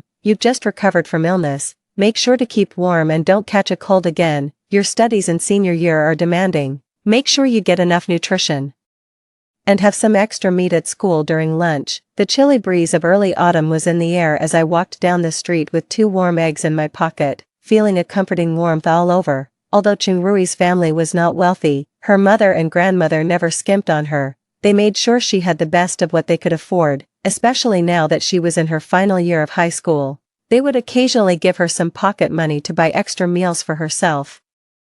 Chun Rui was very sensible. She knew every penny at home was hard-earned, so she never wasted money and would sometimes use her savings to buy things for her mother and grandmother. The family supported and understood each other, living a life of modest means but filled with harmony and warmth, a simple happiness I had always strived for but could never achieve. After arriving at the classroom, I flipped through Chun Rui's textbooks. Fortunately, despite some updates, the educational material had not changed significantly over 5 years. For me, having graduated only half a year ago, I remembered most of the key points. Starting from now, Putting in effort to aim for a top university shouldn't be too hard. After school, I visited the bookstore behind the school gates and bought several guidebooks before heading to the night market across the street. Chun Rui's mother, Chun Hong, was there selling dumplings. Chun Rui would help out after school each day before they both headed home together. When I arrived, Chun Hong was sitting in front of the dumpling stand, wrapping dumplings with a pot of boiling water nearby, its steam softening her features. I softly called out to her, "Mom, I'm done with school." Upon hearing me, Chun Hong looked up, a spark of joy in her eyes. She set down her work and scooped a small serving of dumplings into the boiling water. "Have a seat and rest a bit.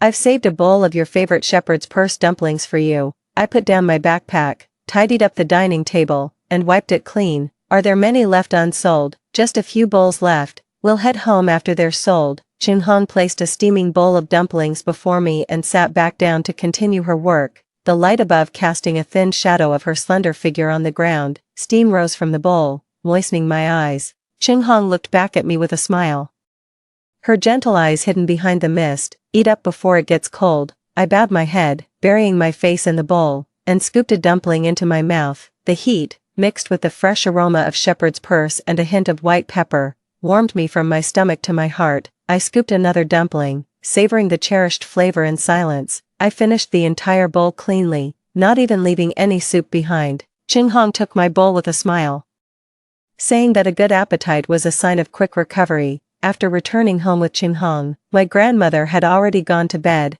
I went back to my room to start working on practice questions. Even if it meant repeating my senior year, I dared not rely on luck. I was determined to achieve good results and couldn't afford a moment of slack. Not long after, someone knocked on the door. Chun Hong came in carrying a basin of water with a few mugwort leaves floating on top.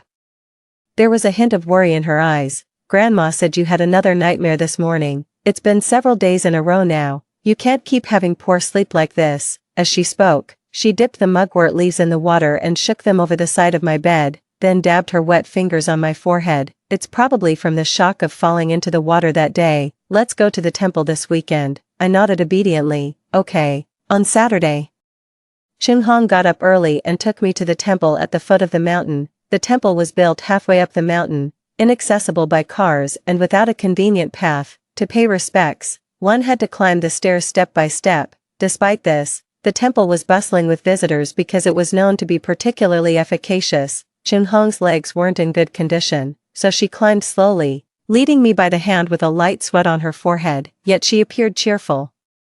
"This temple's deity is exceptionally spiritual. Make sure to pray earnestly," she instructed. "First, to rid you of the recent nightmares, and second, the college entrance exams are coming up soon, so pray for good results." I responded softly, carefully supporting her as we slowly ascended. When we were still some distance from the temple, we could hear chants echoing from within. As we approached, a young monk greeted us at the temple gate. He informed us that a significant ritual was being conducted in the main hall, so he led us to a side hall instead. We prayed to the Buddha and donated some money for incense. Just as we were about to leave, my mother was called aside by the abbot, who wanted to gift her a fortune stick, saying that it was fated for her today. I waited in the courtyard. There was a large, old Chinese parasol tree in the yard, its branches thick and covered with lush leaves. Several branches had red strings tied to them, and I walked closer to look. Suddenly, a breeze stirred, rustling the leaves, and amidst the chanting, I thought I heard the clear sound of wind chimes. I was about to listen more closely when someone abruptly grabbed me. I turned to see a face all too familiar, aged significantly from 5 years ago, devoid of its former dignity, with only a profound weariness remaining. Even her hair slightly disheveled. She clutched my arm, her eyes unfocused but her tone earnest. "Have you seen my daughter?" In that moment, time and thought stretched far back, and the past 19 years seemed to drift and fade like smoke. I looked at her, hearing again the sound of the wind chimes, each tone cleansing my thoughts. Leaves from the Chinese parasol tree fluttered down, and my vision cleared. I gently shook off her hand, calmly shaking my head. "No." As soon as I spoke, she collapsed to the ground as if drained of strength, her whole body slackening. "Has anyone seen my daughter?" She covered her face, weeping uncontrollably. I stood silently, watching the red strings flutter among the bright yellow leaves, my heart undisturbed. Her daughter was not here. Her daughter had died at the hands of kidnappers 5 years ago. It was her own choice. The chanting continued. Standing under the tree, I suddenly realized that today's ritual was being held for me. Was it hoped that I would harbor no resentment, or was it a prayer for a better next life? I did not know. Can a person's soul truly be redeemed? I did not know that either. All I knew was that death extinguishes life like blowing out a candle. All past causes and effects dissipate with death, just as the faint bonds of kinship vanished with Lin Jia's life. From now on, no hate, no love, no further ties. I looked away and walked out of the courtyard when Qinghong found me. I was squatting at the temple gate, memorizing vocabulary. Her eyes sparkled as she held a yellow triangular amulet embroidered with red silk thread in her hand. The abbot said that wearing this amulet would smooth out future endeavors. Qinghong carefully placed the triangular amulet into my pocket, looking relieved as if she had accomplished a significant task. Let's go home today. No need to set up the stall. We'll fast for the day. As we descended the mountain, I glanced towards the main hall where two people stood at the entrance, one being the robed abbot and the other a young man. The man was tall and slim, dressed in a crisp black suit that exuded elegance, with a string of Buddhist beads around his left wrist. From my angle, I could only see his profile as he listened attentively to the abbot. I had never seen him before, yet he felt strangely familiar. I wanted to keep looking, but he quickly went back inside the hall. Perhaps the temple was truly miraculous, or maybe the amulet Qinghong gave me really did stabilize my heart. Or it could be that the exorcism ritual conducted by the Lin family had its effect. But after that day, I no longer had nightmares. The scene of being kidnapped seemed to have truly become a distant and vague memory, and I had truly become Chun Rui. I woke up on time every day, prepared breakfast for grandma while Qinghong went out to buy groceries.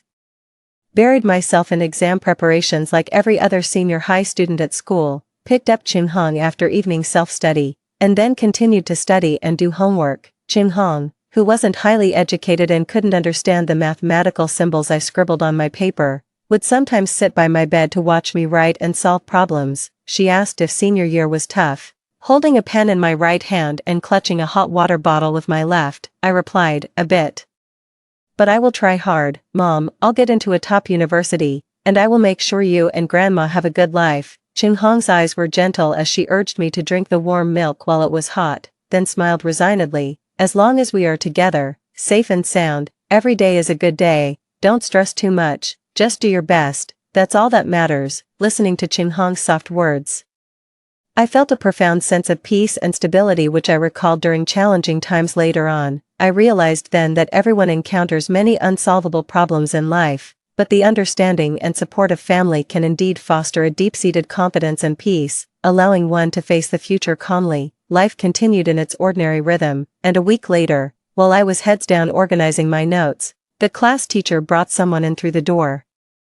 Let's pause for a moment and welcome our new classmate, Lin Yin. My pen halted abruptly on the paper, causing a small blot of ink to spread. I looked up towards the podium. Reuniting with the Lin family always seemed so sudden. I had never expected to meet my sister under such circumstances. She had grown taller, her once childish face now mature and refined, her eyes no longer timid but somewhat indifferent. In that moment, 5 years seemed to materialize in front of me. I suddenly realized that apart from me, everyone else had moved on by 5 years. As the class representative, the teacher assigned Lin Yin to the empty seat next to me and specifically instructed me to take good care of the new student. Lin Yin sat down beside me, bringing a breeze that carried a faint scent of jasmine, the same scent of the body wash I used to love. Yet, Lin Yin never liked it. 5 years is neither long nor short, but long enough for someone's tastes and temperament to change drastically. We were no longer the people we used to be. As a new transfer student, Lin Yin didn't have her textbooks yet. I thought for a moment and then slid my book towards the middle of the desk. Let's share. Lin Yin glanced at me, her expression cold and distant. Without any courtesy, she pushed the book back towards me and then laid her head down to sleep. I watched her back, said nothing, and took my book back to listen attentively to the class. During the break, I went to the restroom and overheard people discussing Lin Yin, or rather, her notorious reputation from her previous school. Stay away from that Lin Yin, she's crazy. My cousin went to her old school. He said she got into a fight and really hurt someone. Only because her family is wealthy could they smooth things over and transfer her here. No way. She looks so frail.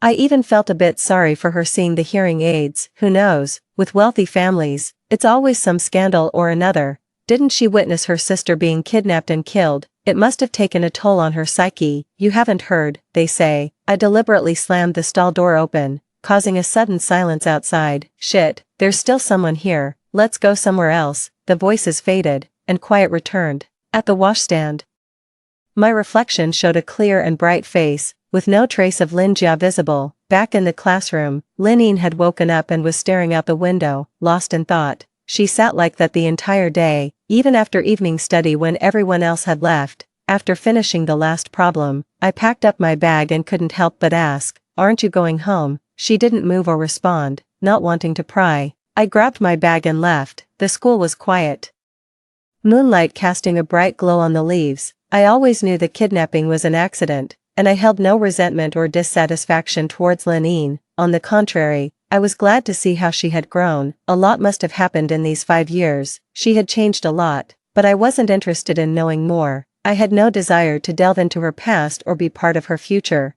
The story of Lin Jia had turned a page, and I cherished this chance to start anew. From now on, I only wanted to be the best Chun Rui. For 3 consecutive days since Linine transferred, she arrived at her seat early but neither participated in class nor spoke. I thought our silence would continue indefinitely, but to my surprise, she was the first to initiate a conversation. One day, after I was the only one to solve a problem correctly, the physics teacher asked me to demonstrate on the board. When I returned to my seat, I found my workbook on her desk.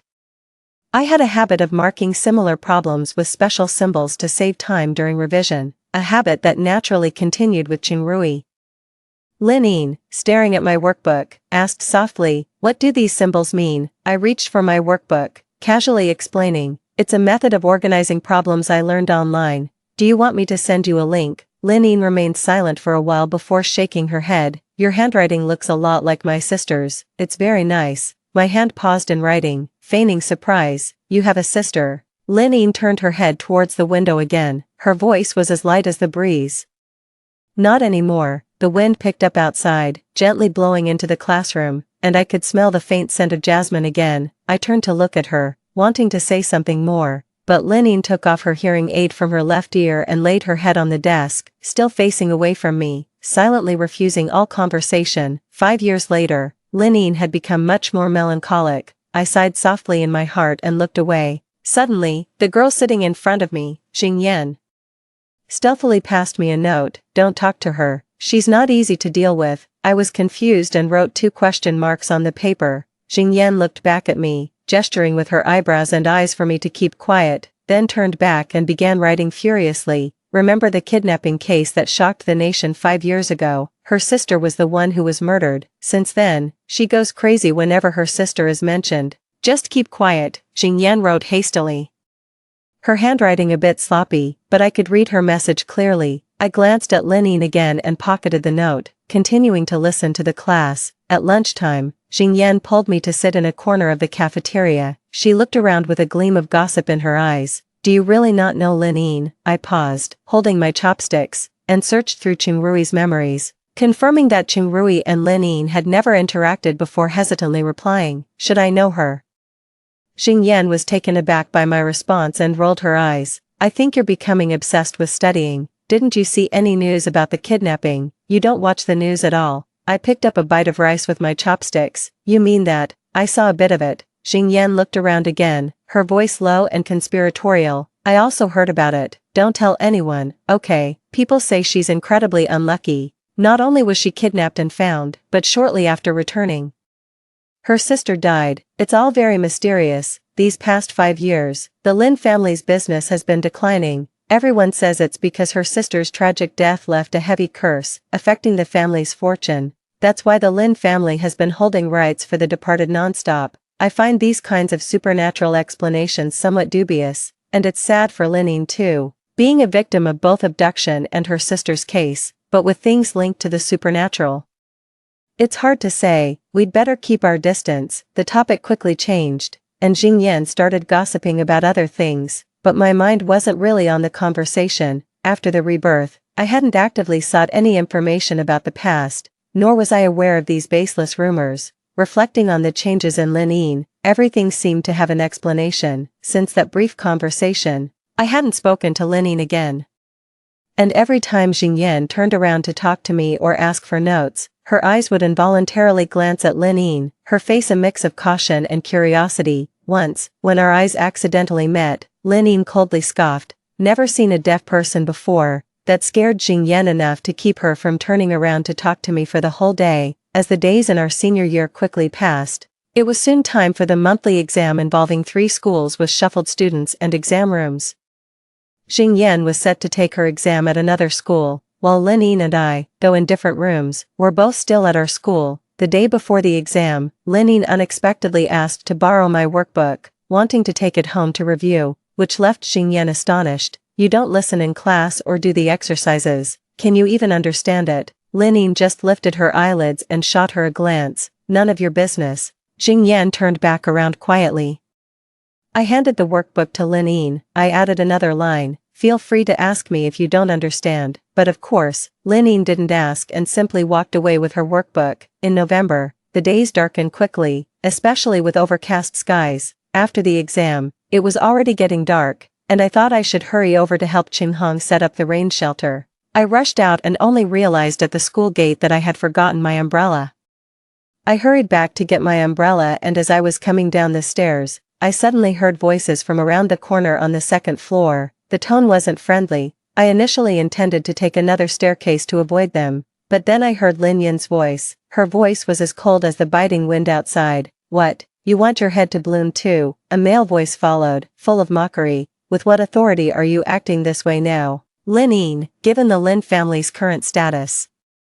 Who can you afford to offend? Do you think Mr. He will clean up your mess every time? Don't you know how much he despises your family?" Lin Yin's voice remained calm. "Why don't you try me? You?" The man was momentarily speechless, then scoffed. "Actually, my brother is right. It's truly unjust how your sister died. A top science student traded for someone disabled like you. Do you know what people are saying outside? They say you killed your sister, that you're the real murderer.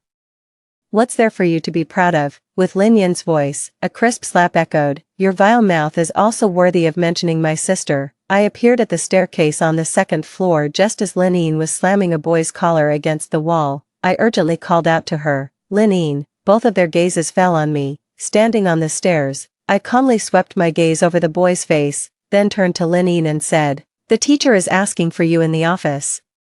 Lin Yin gave me a cold look but eventually let go. The boy chuckled twice. "We'll see about that." Once he left, Lin Yin looked at me. "You really like to meddle, don't you?" I ignored her prickly tone and continued down the stairs. Being the class representative means I tend to meddle a bit more. Please bear with me. It had started to rain outside. Clutching the umbrella, I looked at Lin Yin, who had nothing in her hands. "How about sitting at my mom's stall for a while?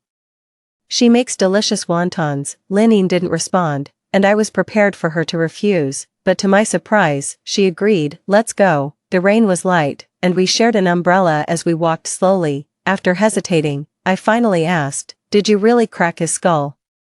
Lin Yin replied indifferently, "He broke my pendant, I cracked his skull. Any problem with that?" I hadn't expected her to rationalize it like that, and I was momentarily speechless. The night market's lights were already on, and with the help of a neighboring stall owner, Qinghong's rain shelter was set up. There weren't many people due to the rain. Seeing me bring a classmate, Qinghong warmly greeted Lin Yin, asking what filling she liked and if there were any ingredients she avoided. "No seafood." I paused while cleaning the table, looked back at Lin Yin, who was sitting there, her head propped up, seemingly lost in thought under the warm yellow light. This made her seem less distant and cold. It reminded me of when we were kids, and I took her to a roadside stall near the school. She liked to look around then, curious about new things, but the Lin Yin of today only showed indifference and loneliness. After the wontons were cooked, I placed them in front of her and casually asked, "Are you allergic to seafood?" Lin Yin stirred the wontons with her head down and softly hummed an affirmation. I was about to say more when suddenly Qinghong ran out of white pepper. I went to the nearby supermarket to buy a new pack, and when I returned, Lin Yin had already left. Qinghong handed me a 100 yuan note, saying it was left by Lin Yin. "Return this money to her tomorrow. It's just for a bowl of wontons. Tell her to come often if she likes them. I won't charge her." I knew that Lin Yin would definitely not accept the money back. Money was probably the least of her concerns. I took the money from Qinghong, folded it, and put it back into her apron pocket. How can you dismiss it as just a bowl of wontons? Each one was rolled out and wrapped by hand. Besides, I have so many classmates, I can't not charge everyone. They wouldn't dare to come again if I didn't. Keep the money. I'll keep track of it. Next time she comes, we'll deduct it from here. Unable to persuade me otherwise, Chun Rui repeatedly instructed me to keep good account of it, and said we could always return the excess later. She washed her hands, put on her gloves, and continued wrapping wontons, muttering with a smile, "You, always buried in your books. I was worried you didn't have many friends at school. But it turns out you're quite popular there. Next month is your birthday. Bring them all here for wontons." I was puzzled. Popular, Chun Rui, with a smile, "That's what your classmate just said. She mentioned that teachers and students alike at school really like you. They have you lead readings and share study tips, and they like to borrow your notes. I'll have to tell Grandma about this. It'll make her happy." Chun Rui turned back to her wontons, humming a tune. I squatted by the water pipe to wash my hands, the cold water splashing on them. Yet I barely noticed. Lin Yin's image, sitting and daydreaming at the small table, unconsciously came to mind. In these 5 years, it seemed Lin Yin had changed, yet in some ways, she hadn't. Before bed, I took out my phone and searched for news about a kidnapping that happened 5 years ago. The incident had caused a huge sensation at the time. After all, the Lin's business empire was enormous, especially dominant in Jiang City, but people didn't know the details. Only that one of the Lin daughters was killed by the kidnappers, who then committed suicide. There were rumors that the Lin couple had chosen to sacrifice one child, leading to a drastic drop in their company's stock price. However, from some point on, this narrative was suppressed and replaced by metaphysical theories, namely, that Lin Yin was fated to outlive her sister. Suddenly, I remembered the boy in the hallway this afternoon calling Lin Yin a murderer. I put down my phone. The image of her once innocent, smiling face merging with her current cold, indifferent expression. It turned out that in the kidnapping 5 years ago, there were no survivors. On the day the joint exam results were released, the class teacher was overjoyed, announcing that I ranked first overall and asking me to speak at the flag-raising ceremony next Monday as an outstanding student. Actually, Chun Rui's grades had always been good, consistently in the top 50 of our grade. Except she was slightly weaker in math and physics, my strengths, which made my improvement this time particularly noticeable. Compared to my progress, Lin Yin's results were also surprisingly good. She usually ignored class and didn't do her homework, yet she ended up ranking 30 places ahead of Xingyan, especially in English, with nearly perfect scores in essay writing. Xingyan was so annoyed. She asked which tutoring class Lin Yin attended. Lin Yin didn't even look at her paper and tossed it into the drawer. I copied. Xingyan believed her, looked around, and whispered, "Should you be saying that?" Lin Yin glanced at her and fell silent. Then Xingyan turned to ask me, "Did you go to tutoring classes too? Your improvement is too drastic. I remember we both couldn't solve the last math problem before. When did you secretly get so strong?" I looked over Xingyan's math test and marked a few incorrect problems. These questions all focus on the same concept. Remember this, and you won't make the same mistakes next time. I then pulled out some neatly bound A4 papers from my backpack and handed them over. Here are some key concept maps I put together earlier. You might find them helpful. It's not that you don't understand the material, it's just that the concepts haven't been connected. Once the framework is clear, everything will click into place. Lin Yin, who had been watching, seemed slightly taken aback. "Is this something you learned online?" Organizing concept maps has always been a habit of mine. I've created them for each subject and kept them tucked in my books. If Lin Yin had ever looked through my old textbooks, she wouldn't find them unfamiliar. "Yes, it's supposedly a top scholar's secret to success. Have you seen it before?" Lin Yin, eyes downcast, muttered to herself, "Top scholar's secret. I have one too." Following her lead, I asked, "Your sister was the top science student, right?" Lin Yin glanced at me, a flicker of pride crossing her eyes, her lips curving slightly. "Yes, my sister is very accomplished." I smiled. "Then you'll be great too." Lin Yin's expression stiffened suddenly, then returned to her usual indifference. She turned away. "I won't." Since my classmates found out I had organized these concept maps, they all hurried to borrow and circulate them. Eventually, the teacher took them to the office to make copies for everyone. Xingyan asked if it was okay to share them outside our class since her cousin had seen them and wanted a copy too, but she wasn't sure if I'd mind, although I found it a bit amusing. It also sparked an idea. That night, I set up an account on Idlefish to sell my organized concept maps and notes, and even uploaded the test papers from our recent joint exam. To my surprise, they sold quickly. I made 3 sales in one day, netting 200 yuan after deducting printing and shipping costs. With the money, I bought Chunhong 2 new pairs of sleeve covers and a new pillow for my grandmother. Chunhong was thrilled with the sleeve covers and told me not to worry about our family finances. She assured me that her dumpling stand could support my university studies without any trouble. I massaged her shoulders, laughing, and told her that the notes were easy to organize and didn't take much effort, which put her at ease. But the next morning, my grandmother called me over, worried that I was short on money and that's why I was trying to make some. She handed me a red bill and told me to focus on my studies. After explaining several times, she finally believed that I wasn't struggling financially. That day, as I stepped out of the house, even the cold wind felt warmer. Life went on, full of anticipation each day.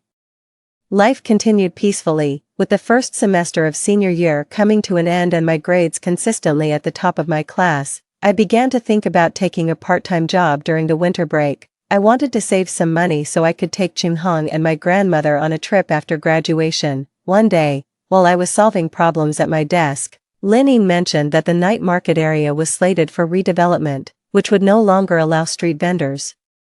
She had just told me during the day, and by evening Chunhong seemed distracted. I figured the news must have spread among the vendors, but since Chunhong didn't mention it, I pretended to be unaware. One night, I overheard Chunhong discussing with my grandmother where they could go next. Our family's dumpling stand, passed down from my grandmother, had never rented a shop space before. It used to be a roadside stall, frequently chased away by urban management. Chunhong, with her mobility issues and pushing a cart, faced many inconveniences. It was only after spending some money that we secured a spot in the night market, even if it was a bit at the back, where there were no disruptions and it was close to my school. Now that the night market was closing, it was hard to find a suitable new location immediately. After listening for a while, I went back to my room to get some paper and a pen, and then I headed to where Grandma and Chunhong were sleeping.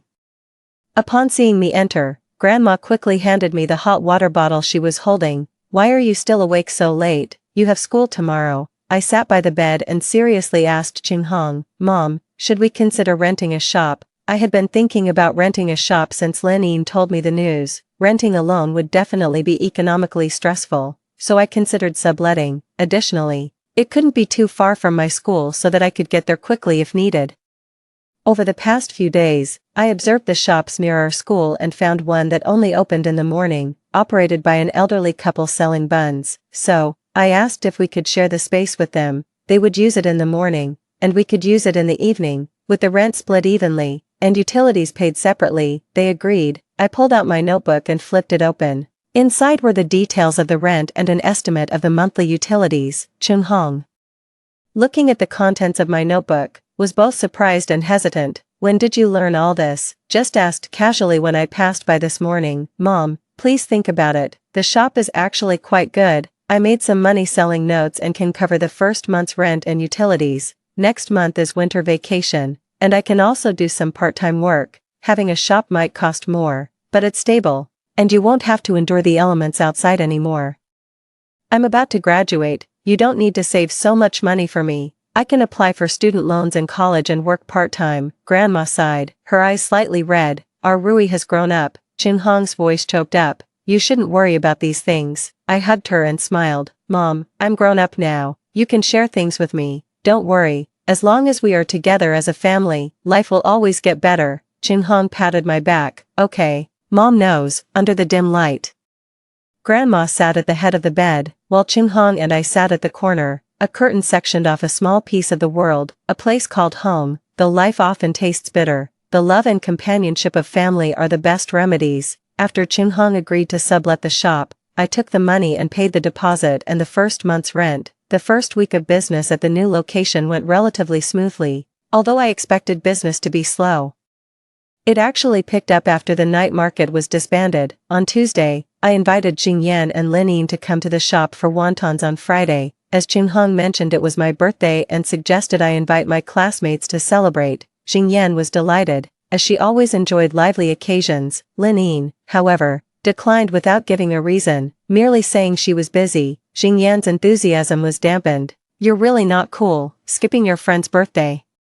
Linning was taken aback and awkwardly retorted, who says we are friends? Seeing this, Xingyan glanced at me and muttered under her breath, you always have an answer for everything. Then, frustrated, she turned back to her studies. Watching their awkward and angry exchanges, I couldn't help but find it amusing. Over time, Linning had started to talk a bit more. Sometimes she would even join in when Xingyan and I were talking, though her demeanor remained as frosty as ever.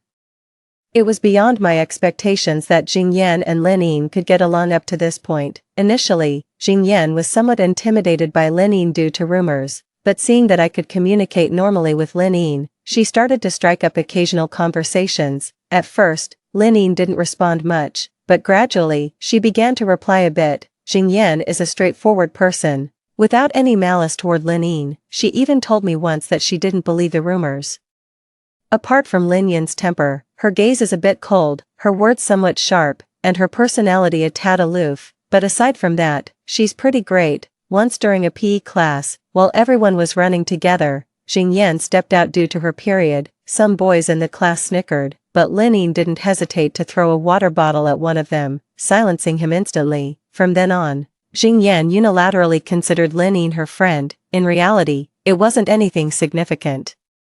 It's just that everyone was kind-hearted. On my birthday, Linning was absent all day, and only then did Xingyan believe she really had something urgent. It was also then that I suddenly remembered that Chun Rui and Lin Jia shared the same birthday. In fact, I had only been Chun Rui for just over 2 months, but those 2 months seemed to have overshadowed the 19 years of being Lin Jia. Those scars I thought I'd never forget had gradually scabbed over with time, becoming things of the past. Perhaps it's not time that heals wounds, but love. After school, Xingyan and I went to the shop. Qinghong had reserved a table for us, complete with a birthday cake. I had told Qinghong not to bother with a cake, thinking she had bought it behind my back, but it wasn't until she served up the wontons and side dishes that I realized the cake was from Linning, the classmate who came last time for wontons. She said, she wished you a happy birthday, tell her it's okay she couldn't make it today, and she should come next time. I remember she doesn't eat seafood. Xingyan hummed softly at the cake. What did I tell you? She's always been tough. I glanced at the brand logo on the birthday cake. It was from our favorite bakery we used to order from for birthdays. To surprise Linning, I even once managed to get behind the counter to DIY a cake for her. It had been a long time since I had one of those cakes. Lost in thought, Xingyan had already set up the candles and was urging me to make a wish with the lighter in hand. Qinghong looked at us, put down what she was doing, and came over to join Xingyan in singing the birthday song for me. I closed my eyes and made my first wish as Chun Rui. The next day, when I arrived at the classroom, Linning was already there. I dropped my backpack and thanked her. Thanks for the birthday cake, it was delicious. Linning turned her head slightly. Oh, it was just a random pick. That bakery only does custom orders, requiring at least 2 days' notice, so Linning must have ordered it right after I invited her, but I didn't call her out on it. Just mentioned that my mom had invited her to the shop for wontons. After your last visit, you never came again. My mom asked if her wontons didn't agree with your stomach. Linning looked at me. Let's go today then. As she turned, I noticed a thin red mark on her face, like a scratch. I frowned, impulsively turning her face towards me. What happened to your face? It's nothing. Linning brushed off my hand and turned away, refusing to talk. She kept to herself all day. And even Xingyan didn't bother her. That evening after night study, I took Linning to Qinghong's place. Qinghong greeted her warmly. Come in and sit. It's warm inside. The usual, shepherd's purse wontons, no seafood. Linning paused for a moment then nodded softly, taking a seat in the farthest corner. Knowing she was in a bad mood, I didn't disturb her, but when I brought over the wontons, I saw her crying. What's wrong? As I approached, Linning quickly covered her face with a tissue. Taking a while to calm down, I didn't speak, just sat opposite her. Linning stirred her wontons with a spoon, her tone heavy with sarcasm. I've only been here once, and your mom remembers I don't eat seafood. It's not actually that hard to remember. I didn't know what she meant, so I just listened in silence. Actually, yesterday was also my sister's birthday. Since she passed away, my parents have always treated this date with great sensitivity. Out of the blue yesterday, my mom remembered it and decided to celebrate my sister's birthday. She prepared a whole dinner by herself, but the main dish was seafood. Lin Yin gave a bitter smile. But my sister was allergic to seafood. A stranger could remember that after one mention, yet after all these years, she still hasn't remembered. I looked down, surprised that Lin Yin was sharing this with me, unsure of how to respond. Lin Yin wiped away a tear. You asked about my face, right, last night. I smashed the dining table and the kitchen, and got cut by the broken porcelain. As I looked on in shock, Lin Yin's eyes reddened. Sometimes I envy you, you have so little, yet so much. If my sister and I were born into a normal family, maybe everything would be different. Lin Yin buried her head and finished the wontons, using up a whole packet of tissues, her eyes swollen when she finally left. I didn't know how to tell her that hearing all this left me unfazed. Remembering or not remembering no longer mattered to me. I walked Lin Yin to the crossroads. She put on her hoodie and was about to leave when I called out to her. Lin Yin, I'll tell you a secret. I'm not actually my mother's biological child. Lin Yin turned to look at me, her dark eyes as cold as this winter day. My grandmother had no children. She found my mom at the side of the road while she was selling wontons. My mom was in ragged clothes, somewhat delirious. Unable to say where she came from or remember her relatives, my grandmother took pity on her, gave her clean clothes, and allowed her to eat wontons for free. Grateful, she helped my grandmother clean tables and wash dishes. Eventually, my grandmother took her in, and they lived together. One day after packing up the stall, they passed a trash can and saw me, inside a thin blanket. There was a note saying they couldn't afford to take care of me and hoped someone kind would adopt me. Fearing I might freeze to death outside, they took me home. As Lin Yin looked on in astonishment, I continued calmly, my grandmother wasn't always paralyzed. She developed a tumor in her brain that compressed her nerves, leading to paralysis in her lower body. My mom wasn't always disabled either. She had an accident while gathering money for my grandmother's medical expenses. The compensation money went to my grandmother's surgery, and without timely treatment, my mom's legs were permanently disabled. You see, our lives aren't as mundane and smooth as they seem. We also have our unknown struggles and hardships. Maybe adversity is the true backdrop of life. Everyone has their own pain, so there's no need to envy others. As the night deepened and the moonlight cast a clear glow, Lin Yin and I stood at the crossroads, our shadows intersecting on the ground. About your sister. I've learned a bit about that too. It's truly regrettable.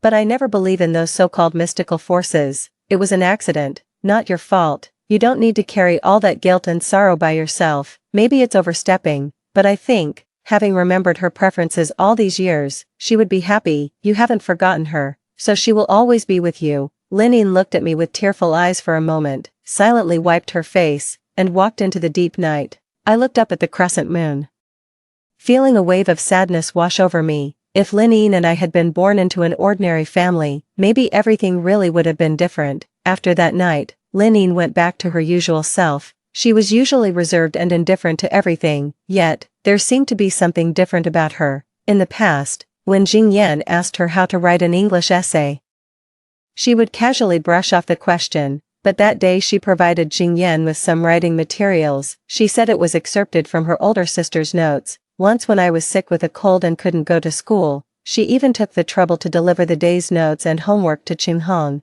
asking her to pass them on to me. Later, when Jing Yan once again categorized her as a friend, she didn't object. Lin Yin seemed to be slowly moving forward too. Our school's winter break started late, just a week before the spring festival, leaving me no time to find a part-time job, so I could only do odd jobs. Jing Yan had an uncle who was in the fireworks wholesale business, so I got his contact and bought some sparklers and handheld fireworks from him. In Jiangqing, fireworks were prohibited in the city area, but there were designated areas by the lake and river where it was allowed. Every evening, I would take the fireworks to these places to set up a stall. I didn't have much stock, and it sold out in 2 days. With 1 day left until New Year's Eve, the riverside was crowded every night, and I thought about wholesaling some more. That day, just after I got off the bus and was passing a flower shop, I ran into Lin Yin, who was choosing flowers. This place was far from the city center, and somewhat surprised, I greeted her. She also paused for a moment when she saw me. Why are you here?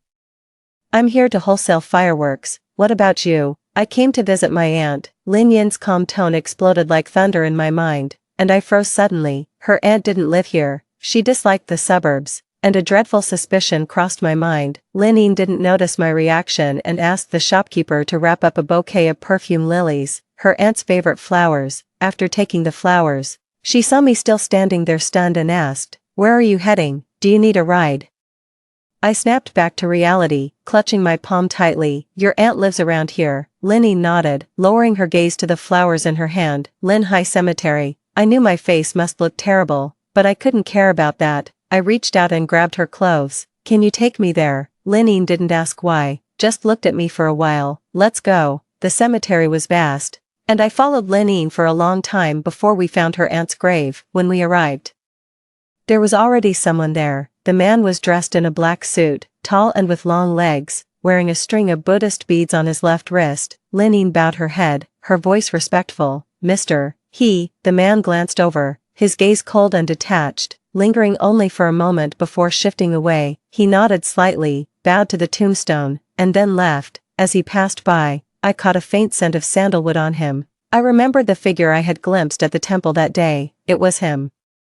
He Jihong, 24 years old, long time no see. I don't know how long I was dazed, until Linine handed me a tissue. "What's wrong?" I touched my face, my hand came away wet, and when I looked back, he was gone. I took the tissue and wiped my eyes. "The wind is too strong." Linine crouched down, took out a handkerchief, and gently wiped the tombstone. I stood behind her, looking down at the photo on the tombstone. The person in the photo was young, with slightly curled hair and eyes that sparkled like stars. I tried to keep my voice steady. "Your aunt was so young. Are you sick?" Linine still had her back to me, gently wiping the photograph with a handkerchief. Her voice was low. "It was a car accident. The same year my sister passed away. She was studying abroad at the time. Upon hearing the news of my sister, she rushed back overnight. It was a stormy night. A pileup happened, and she died instantly. My sister was raised by her.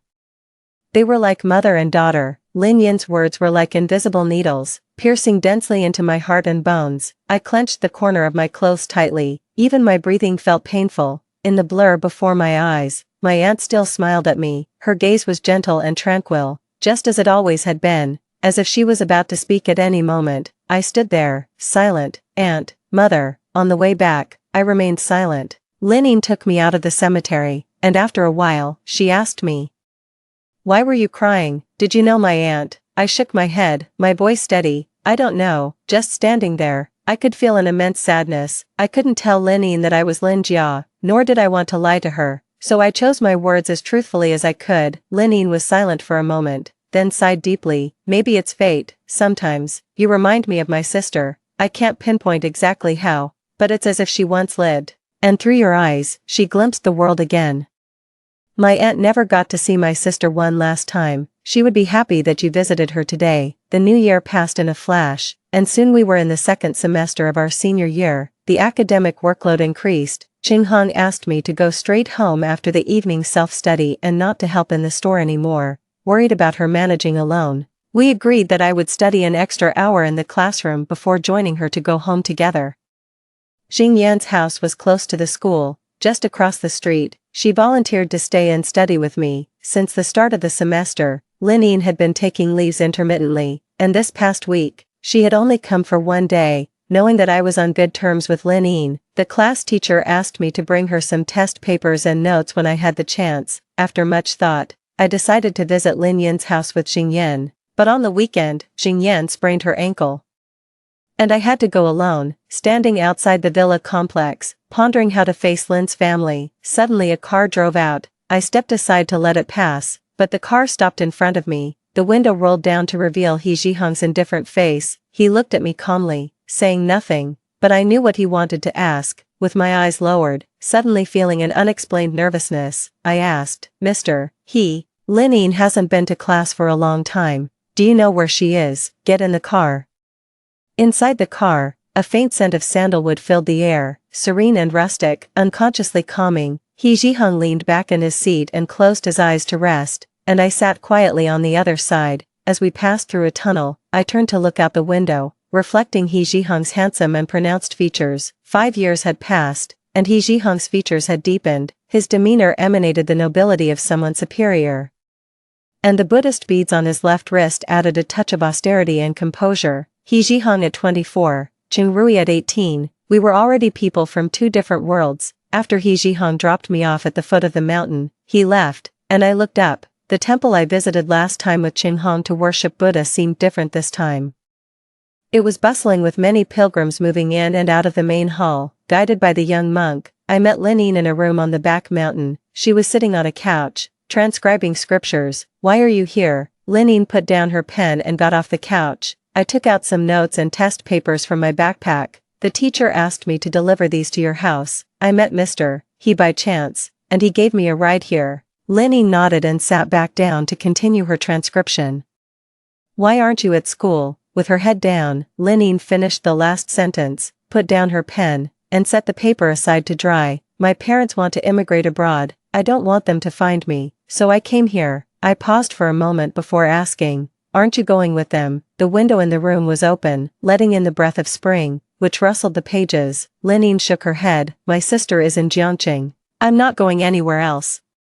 Linine had not been to school for a month, and every Saturday I would take a bus to deliver her notes and exam papers. Jingyan came with me once, but she didn't have the stamina for climbing mountains, so afterwards, I went alone. Once, it rained, and the temple was quieter than usual. As I passed by the small courtyard of the side hall, I saw He Jixing there too. This time he wasn't in a suit, but in a dark gray casual outfit, standing under a parasol tree with an umbrella. From my angle, his figure seemed embedded in the mountain, exuding an indescribable solitude. I glanced twice,